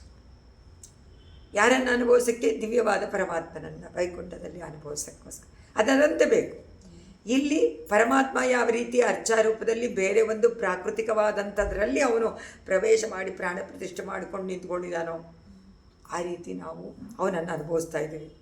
ಅದರಿಂದ ನಮಗೂ ಶರೀರ, ಅವನು ಒಂದು ಶರೀರವನ್ನು ತಗೊಂಡಿದ್ದಾನೆ, ಅರ್ಚಾ ಶರೀರ. ಯಾತಕ್ಕೆ? ನಮಗೆ ಅದೇ ಥರನೇ ಶರೀರ ಕೊಟ್ಟಿದ್ದಾನೆ, ಇದರಿಂದ ಅನುಭವಿಸಿ ಅಂತ. ಅದರಿಂದ ಅರ್ಚಾರೂಪ ತುಂಬ ಮುಖ್ಯ, ಉತ್ಸವಾದಿಗಳು ಮುಖ್ಯ. ಅಸೂಕ್ಷ್ಮವಾದಂತಹ ದಿವ್ಯ ದೇಹ ಅಲ್ಲಿ ಬರುತ್ತೆ ಸೂಕ್ಷ್ಮವಾದ ಭಗವಂತನನ್ನು ಅನುಭವಿಸೋಕ್ಕೆ. ಅದಕ್ಕೋಸ್ಕರ ನಮಗೆ ಸೂಕ್ಷ್ಮ ಬೇಕು. ಜಲದಂಶಿಕವನ್ ಅಮ್ಮ ಪಾದುಕೆ ನಿನ್ನ ಕಾಂತಿ ಯಾರ ಮೇಲೆ ಬೀಳುತ್ತೋ ಅಂತ ಕೇಳ್ತಾರೆ. ಯಾರ ಮೇಲೆ ಬೀಳುತ್ತೋ ಅವರಿಗೆ ದೇಹ ಬಿಡುವಂಥ ಸಮಯದಲ್ಲಿ, ಈ ದೇಹ ಬಿಟ್ಟಾದಾಗ ಏನಾಗಬೇಕು? ಪರಮಾತ್ಮನ ದರ್ಶನ, ಪರಮಾತ್ಮನನ್ನು ನೋಡೋಕ್ಕೆ ಹೋಗ್ತೀವಿ ತಾನೆ ಅರ್ಚರಾದಿ ಮಾರ್ಗದ. ಯಾವ ಕ್ಲೇಶವೂ ಇಲ್ಲದಂತೆ ಸುಖವಾಗಿ ಪ್ರಯಾಣ ಮಾಡಬೇಕು. ಅದಕ್ಕೇನು ಮಾಡಿರಬೇಕು? ಶರಣಾಗತಿ ಮಾಡಿರಬೇಕು. ಅಲ್ಲಿ ಸುಖವಾಗಿ ಬಿಟ್ಟು ಹೋಗಬೇಕು. ಶರೀರ ಬಿಡೋಕ್ಕೆ ತುಂಬ ಕಷ್ಟ, ಆದರೆ ಸುಖವಾಗಿ ಬಿಟ್ಟು ಆಮೇಲೆ ಅತಿಶಯವಾದ ಆನಂದವನ್ನು ಅನುಭವಿಸೋಕ್ಕೆ ಸಿಗತ್ತೆ. ಅಲ್ಲಿ ಖಂಡಿತ ಸಿಗತ್ತೆ. ಆವಾಗ ಸಿಗುವಂತೆ ಆಗತ್ತೆ. ಒಂದು ಹಳೆ ಬಟ್ಟೆಯನ್ನು ಕಿತ್ತಾಕಿ ಹೊಸ ಬಟ್ಟೆಯನ್ನು ಉಟ್ಕೊಳ್ಳುವಂತೆ. ಎರಡು ಬಟ್ಟೆ, ಒಂದು ಬಟ್ಟೆ ಈ ಶರೀರ, ನಾವು ಬಟ್ಟೆ ಅಂತ ಅಂದ್ಕೊಂಡ್ಬಿಟ್ಟು ಶರೀರವನ್ನು ಇನ್ನೊಂದು ಹೊಸ ಬಟ್ಟೆ ಹಾಕೋಣಂತ ಇನ್ನೊಂದು ಶರೀರಕ್ಕೆ ಆಸೆ ಪಡ್ತಾರೆ. ಆದರೆ ಆ ಶರೀರ ಮತ್ತೆ ಮತ್ತೆ ಬೇರೆ ಬೇರೆ ಆಗುತ್ತೆ. ಆದರೆ ಪರ್ಮನೆಂಟ್ ಶರೀರ ಬೇಕು. ಸುಖ ಯಾವಾಗಲೂ ಸುಖವಾಗಿ ಪರಮಾತ್ಮನನ್ನು ಅನುಭವಿಸೋಕ್ಕೆ ಆ ಬೇಕು. ಜರತ್ ಅಂಶುಕವತ್, ಹಳೆಯದು ಜರೆಯಿಂದ ಅಂಶುಕ. ಜರೆ ಅಂದರೆ ಹಾಳಾಗಿ ಹೋಗಿರುವಂಥ, ಮುದಿಯಾಗಿರುವಂಥ ಶರೀರ ಬಿದ್ದೋಗುತ್ತೆ. ಅಂಶುಕವತ್ ಅಂತ ಕೊಟ್ಟಿದ್ದಾರೆ. ಅದಕ್ಕೋಸ್ಕರನೇ ಅದರಿಂದ ಸುಖವಾಗಿ ಬಿಡುವಂತೆ ಮತ್ತು ಪರಮಾನಂದವನ್ನು ಅನುಭವಿಸುವಂತೆ ನಮಗೆ ಪರ್ಮನೆಂಟ್ ಆದಂಥ ಒಂದು ದಿವ್ಯ ಶರೀರ ಅದು ಬೇಕು. ಆ ಕಾಂತಿ ನಮಗೆ ಆ ಥರ ಮಾಡುತ್ತಂತೆ. ಸುಖವಾಗಿ ನೀವು ಈ ಶರೀರವನ್ನು ಬಿಟ್ಟು ಹೋಗ್ಬೋದು ಅಂತ ಸಂತೋಷವಾಗಿ ಹಳೇದಾದ ಬಟ್ಟೆಯನ್ನು ತ್ಯಜಂತಿ ಬಿಡ್ತಾರೆ. ನಿನ್ನ ಅನುಗ್ರಹದಿಂದ ಅವರು ಬಿಟ್ಟು ಮೋಕ್ಷವನ್ನು ಪಡ್ಕೊಳ್ತಾರೆ ಅಂತ ಅರ್ಥ. ಯಾರಿಂದ? ಪಾದುಕಾದೇವಿಯ ರತ್ನಗಳ ಕಾಂತಿ ಒಬ್ಬರ ಮೇಲೆ ಬಿದ್ದರೆ ಅವರಿಗೆ ಮೋಕ್ಷ ಪ್ರಾಪ್ತಿ ಉಂಟಾಗತ್ತೆ. ಯಾವುದರಿಂದ ಉಂಟಾಗತ್ತೆ? ಒಳ್ಳೆಯ ಆಚಾರ್ಯ ಸಿಗ್ತಾರೆ. ಆಚಾರ್ಯ ಸಿಗದ ಮೇಲೆ ಅವರಲ್ಲಿ ಶರಣಾಗತಿಯನ್ನು ಮಾಡ್ತಾರೆ. ಶರಣಾಗತಿಯನ್ನು ಮಾಡಿದ ಮೇಲೆ ಅವರು ಪರಮಾನಂದವನ್ನು ಅನುಭವಿಸೋದಕ್ಕೆ ನಮಗೆ ಸಿಗತ್ತೆ. ಈ ಶರೀರವನ್ನು ಬಿಟ್ಟು ನಿತ್ಯವಾದ ಶರೀರವನ್ನು ಪಡ್ಕೊಂಡು ದಿವ್ಯ ಅನುಭವ ಉಂಟಾಗತ್ತೆ. ಆಳ್ವಾರರ ಅನುಗ್ರಹವಿದ್ದರೆ ಕಡೆ ಕಾಲದಲ್ಲಿ ಕಷ್ಟ ಆಗೋದಿಲ್ಲ ಅಂತ. ಇಲ್ಲದೇ ಇದ್ದರೆ ಮರಣ ಸಂಕಟದಲ್ಲಿ ಬಿದ್ದು ತುಂಬ ಕಷ್ಟಪಡಬೇಕಾಗತ್ತೆ ದೇಹವನ್ನು ಬಿಡೋದಕ್ಕೆ. ಅಲ್ಲಿ ಕೇಳ್ಕೊಂಡ್ರಲ್ಲ ಸ್ವಾಮಿ ದೇಶಕ್ಕೆ, ಅದೇ ಇಲ್ಲೂ ಬರುತ್ತಾ ಇದೆ. ಅದರಿಂದ ಅದರ ಅರ್ಥವನ್ನು ಮನಸ್ಸಿಗೆ ತಂದುಕೊಂಡು ಈ ಸಂಸಾರ ಎನ್ನುವಂಥದ್ದು ಪ್ರಯೋಜನವಿಲ್ಲದ್ದು, ಕ್ಷಣಕಾಲ ಸುಖ, ಕ್ಷಣಿಕ ಸುಖವನ್ನು ಕೊಡುವಂಥದ್ದು ನಿಜವಾದ ಸುಖ ಅಲ್ಲ. ಅದರಿಂದ ನಮಗೆ ಇದರಲ್ಲಿ ಜಿಗುಪ್ಸೆ ಉಂಟಾಗಬೇಕು. ಶಾಶ್ವತವಾದ ಸುಖದಲ್ಲಿ ಜಿಜ್ಞಾಸೆ ಉಂಟಾಗಬೇಕು, ಆಸೆ ಉಂಟಾಗಬೇಕು. ಆ ಸುಖ ಭಾವ ಏನು ಅನ್ನೋದನ್ನು ತಿಳ್ಕೊಳ್ಬೇಕು. ವ್ಯತ್ಯಾಸ ತಿಳ್ಕೊಂಡ್ರೆ ತಾನೇ ನಾವು ಇದಕ್ಕಿಂತ ಅದು ರುಚಿ ಅಂತ ಹೋಗ್ತೀವಿ. ಈಗ ಗೊತ್ತಿಲ್ಲ ಅಂತ ಇಟ್ಕೊಳ್ಳಿ, ಅದೇನು ಅಂತ ಗೊತ್ತಿಲ್ಲ. ಮೋಕ್ಷ ಅಂತ ಹೇಳ್ತಾರಲ್ಲ, ಏನು ಅಂತ ಗೊತ್ತಿಲ್ಲದೆ ಇದ್ದರೆ ನೀವು ಹೇಗೆ ಆಸೆ ಪಡ್ತೀರಿ? ಸಂಸಾರವೇ ಸುಖ ಅಂದ್ಕೊಳ್ತೀರಾ?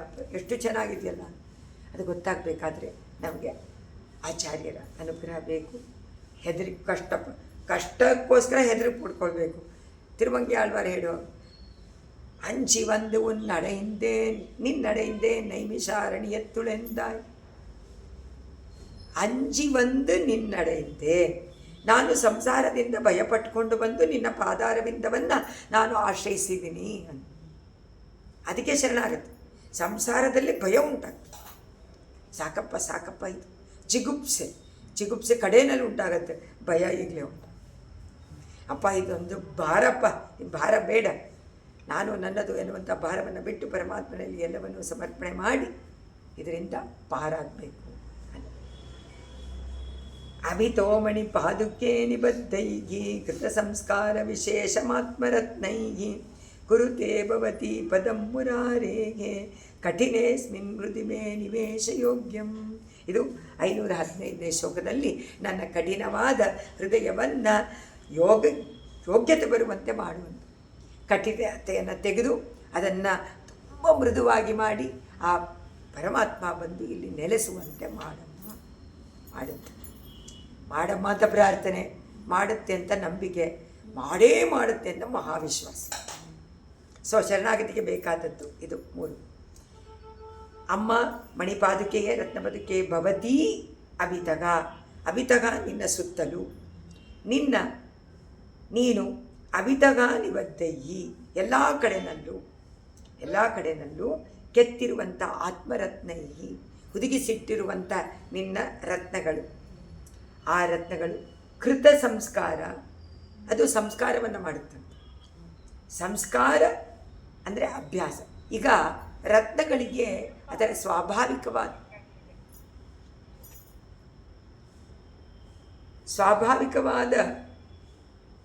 ಗುಣ ಬರಬೇಕಾದ್ರೆ ಅದನ್ನು ಚೆನ್ನಾಗಿ ಕತ್ತರಿಸ್ಬೇಕು. ಈಗ ಡೈಮಂಡ್ ಮಾಡ್ತಾರಲ್ಲ ಆ ಥರ, ಅದಕ್ಕೆಲ್ಲ ಎಡ್ಜಸ್ಸು ಎಷ್ಟು ಜಾಸ್ತಿ ಆಗುತ್ತೋ ಅಷ್ಟು ಕಿರಣಗಳು ಮೇಲೆ ಹರಡುತ್ತೆ, ಅದು ರಿಫ್ಲೆಕ್ಟ್ ಮಾಡೋದ್ರಿಂದ ಪ್ರಕಾಶವಾಗ. ಆ ಕಿರಣಗಳೇನೆ ಇವರಿಗೆ ವಿಷಯ. ಇದಕ್ಕೆ ಎಷ್ಟೊಂದು ಪದ್ಧತಿ.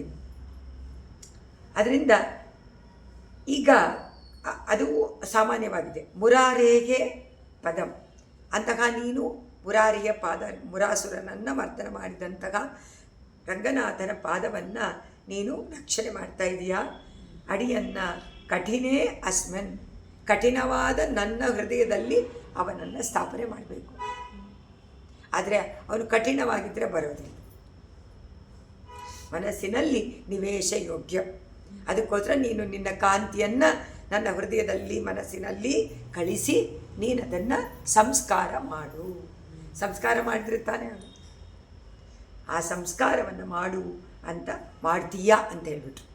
ನನ್ನ ಕಠಿಣ ಹೃದಯವನ್ನು ಮೃದುವಾಗಿ ಮಾಡಿ ರಂಗನಾಥರಿಗೆ ಯೋಗ್ಯವತ್ತೆಯನ್ನು ಅವನು ಇಲ್ಲಿ ವಾಸ ಮಾಡೋಕ್ಕೆ ಯೋಗ್ಯತೆಯನ್ನು ನೀನು ನನಗೆ ಉಂಟು ಮಾಡ್ತೀಯ ನನ್ನ ಮನಸ್ಸಿಗೆ. ಅದರಿಂದ ನಿನ್ನಲ್ಲಿ ಅಮೂಲ್ಯ ರತ್ನಗಳಿದೆ. ಆದ್ರೇನು ಕಲ್ಲಿನ ಜಾತಿಗೆ ತಾನೇ ಸೇರಿದ್ದು ಇಲ್ವಾ? ಆ ಕಲ್ಲು ಸೇರಿರೋದ್ರಿಂದ ಗಟ್ಟಿಯಾಗಿ ಒರಟಾಗಿದೆ. ಆದರೂ ನೀನು ಅವುಗಳ ಮೇಲೆ ಅತ್ಯಂತ ಕೋಮಲವಾದ ಏನು ಮಾಡ್ತೀಯ ನೀನು? ಕೋಮಲವಾದ ಶ್ರೀರಂಗನಾಥನ ಅಡಿಗಳನ್ನು ಇಡ್ತೀಯೋ ಇಲ್ವೋ?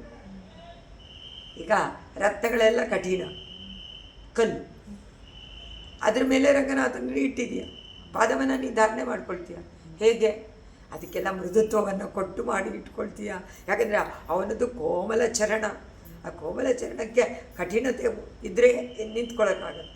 ಅದಕ್ಕೇನು ಮಾಡಿ ಎಲ್ಲರೂ ಈಗ ಸಾಫ್ಟ್ ಬೇಕು ಅಂತ ಹಾಕ್ಕೊಳ್ಳಲ್ಲ. ಅತ್ಯಂತ ಕೋಮಲವಾದ ರಂಗನಾಥನನ್ನು ಇಡುವಂತೆ ಮಾಡ್ತೀಯ ನೀನು. ಅವರಿಗೆ ಆನಂದವನ್ನು ಉಂಟು ಮಾಡಬೇಕು. ಕಠಿಣವಾದರೆ ಆನಂದ ಆಗೋದಿಲ್ಲ. ಹಾಗೆಯೇ ನನ್ನ ಹೃದಯವನ್ನು ನೀನು ಕಠಿಣತೆಯನ್ನು ಹೋಗಲಾಡಿಸಿ ಮೃದುವಾಗಿ ಮಾಡಿ. ಅಂದರೆ ದೇವರು ಎಲ್ಲಿ ಕಾಲಿಡ್ತಾನೋ ಅಲ್ಲಿ ಖಂಡಿತ ಅದು ಹಾಗೆ ಆಗತ್ತೆ ಅಂತ ಅರ್ಥ. ಅವನಿಗೇನು ಮಾಡಬೇಕಾಗುತ್ತೆ ಅವನು ಮಾಡಿ. ಆದರೆ ನೀನು ಆ ಪರಮಾತ್ಮ ಆನಂದದಿಂದ ನನ್ನ ಮನಸ್ಸಿನಲ್ಲಿ ಹೃದಯದಲ್ಲಿ ಅಡಿ ಇಡುವಂತಾಗಬೇಕು. ಆ ಥರ ಮಾಡಮ್ಮ ಅಂತ ಪ್ರಾರ್ಥನೆ ಮಾಡ್ಕೊಳ್ತಾರೆ. ನನ್ನ ಹೃದಯದಲ್ಲಿ ಇರುವಂತೆ ಮಾಡಮ್ಮ ಅಂತ ಕೇಳ್ಕೊತಾ ಇಲ್ಲ, ಮಾಡ್ತೀಯ ಅಂದರೆ ಏನರ್ಥ? ಆರ್ಡರ್ ಮಾಡೋದಂತ. ಮಾಡ್ತೀಯ ನೀನು ಪರಮಾತ್ಮ, ನೀವು ಮಾಡಬೇಕಪ್ಪ ಅಂತ ಅವನಲ್ಲಿ ಕೇಳುವಂತೆ, ಅಧಿಕಾರದಿಂದ ಕೇಳುವಂತೆ ಇದು ಮಾಡ್ತೀಯ ಅಂತ ಹೇಳಿ ನಮ್ಮ ಮನದಲ್ಲಿ ಏನು ಕಠಿಣತೆ ನಮ್ಮ ಹೃದಯದಲ್ಲಿ? ಕಾಮ ಕ್ರೋಧ ಲೋಭ ಮೋಹ ಮದ ಮಾತ್ಸರ್ಯ ಆಸೆ ದ್ವೇಷ ಅಸೂಯೆ ಎಲ್ಲ ಇದೆಯೋ ಅಲ್ವೋ ಕೆಟ್ಟ ಗುಣಗಳು ತುಂಬ್ಕೊಂಡ್ಬಿಟ್ಟಿದೆ. ಒಂದ ಎರಡ ಅದು ಬಿಡಿಸಿಕೊಳ್ಳುವಂತೆ ಮಾಡಿ. ಅದಕ್ಕೆ ಆಳ್ವಾರರ ಸೂಕ್ತಿಗಳು ನಮಗೆ ಆರ್ಟ್ ಆಫ್ ಲಿವಿಂಗ್ ಹೇಳ್ಕೊಡುತ್ತೆ. ಹೇಗಿರಬೇಕು, ಹೇಗೆ ನಡ್ಕೊಳ್ಬೇಕು, ಹೇಗೆ ಸಂತೋಷವಾಗಿರಬೇಕು ಅನ್ನೋದನ್ನು ಕೊಡುತ್ತೆ. ಯಾವಾಗಲೂ ದುಃಖ ಅನ್ನೋದು ಸಂಸಾರದಲ್ಲಿ ಬಂದೇ ಬರುತ್ತೆ, ಎಲ್ರಿಗೂ ಬರುತ್ತೆ. ಯಾತಕ್ಕೆ ಬರುತ್ತೆ? ಪಾಪ ಅನುಭವಿಸೋಕ್ಕೆ ಕೊಟ್ಟಿರೋದಲ್ವ, ಅದಕ್ಕೋಸ್ಕರ. ಆದರೆ ಅದನ್ನು ಬಿಡಬೇಕು ಅಂತಂದರೆ ಸದಾ ಆಚಾರ್ಯರ ಚಿಂತನೆ, ಭಗವದ್ಭಕ್ತರ ಚಿಂತನೆ, ಪರಮಾತ್ಮನ ಚಿಂತನೆ ಮಾಡ್ತಾಯಿದ್ರೆ ಮನಸ್ಸು ನಿಷ್ಕಲ್ಮಶವಾಗತ್ತೆ. ಆಗ ಪರಮಾತ್ಮ ಅಲ್ಲಿ ಬಂದು ವಾಸ ಮಾಡ್ತಾನೆ. ಅದಕ್ಕೆ ಕಾರಣ ಆಚಾರ್ಯರಾದಂಥ ಪಾದುಕಾದೇವಿ ಮಾಡ್ತಾಳೆ ಅಂತ ಹೇಳಿ ಇದನ್ನು ಮುಗಿಸ್ತಾರೆ. ಎಂತಹ ಒಳ್ಳೆಯ ವಿಚಾರವನ್ನು ಹೇಳಿ ಮತ್ತು ಮುಗಿಸ್ತಾರೆ. ಇಲ್ಲಿಗೆ ನಾವು ಇವತ್ತು ನಿಲ್ಲಿಸೋಣ.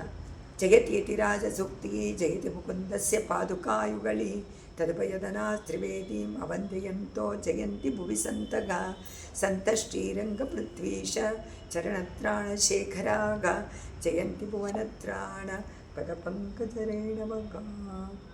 ಕವಿತಾರ್ಕಿಕಸಿಂಹಾಯ ಕಲ್ಯಾಣಗುಣಶಾಲಿನೇ ಶ್ರೀಮತೆ ವೆಂಕಟೇಶಾಯ ವೇದಾಂತಗುರವೇ ನಮಃ. ಸರ್ವಂ ಶ್ರೀಕೃಷ್ಣಾರ್ಪಣಮಸ್ತು.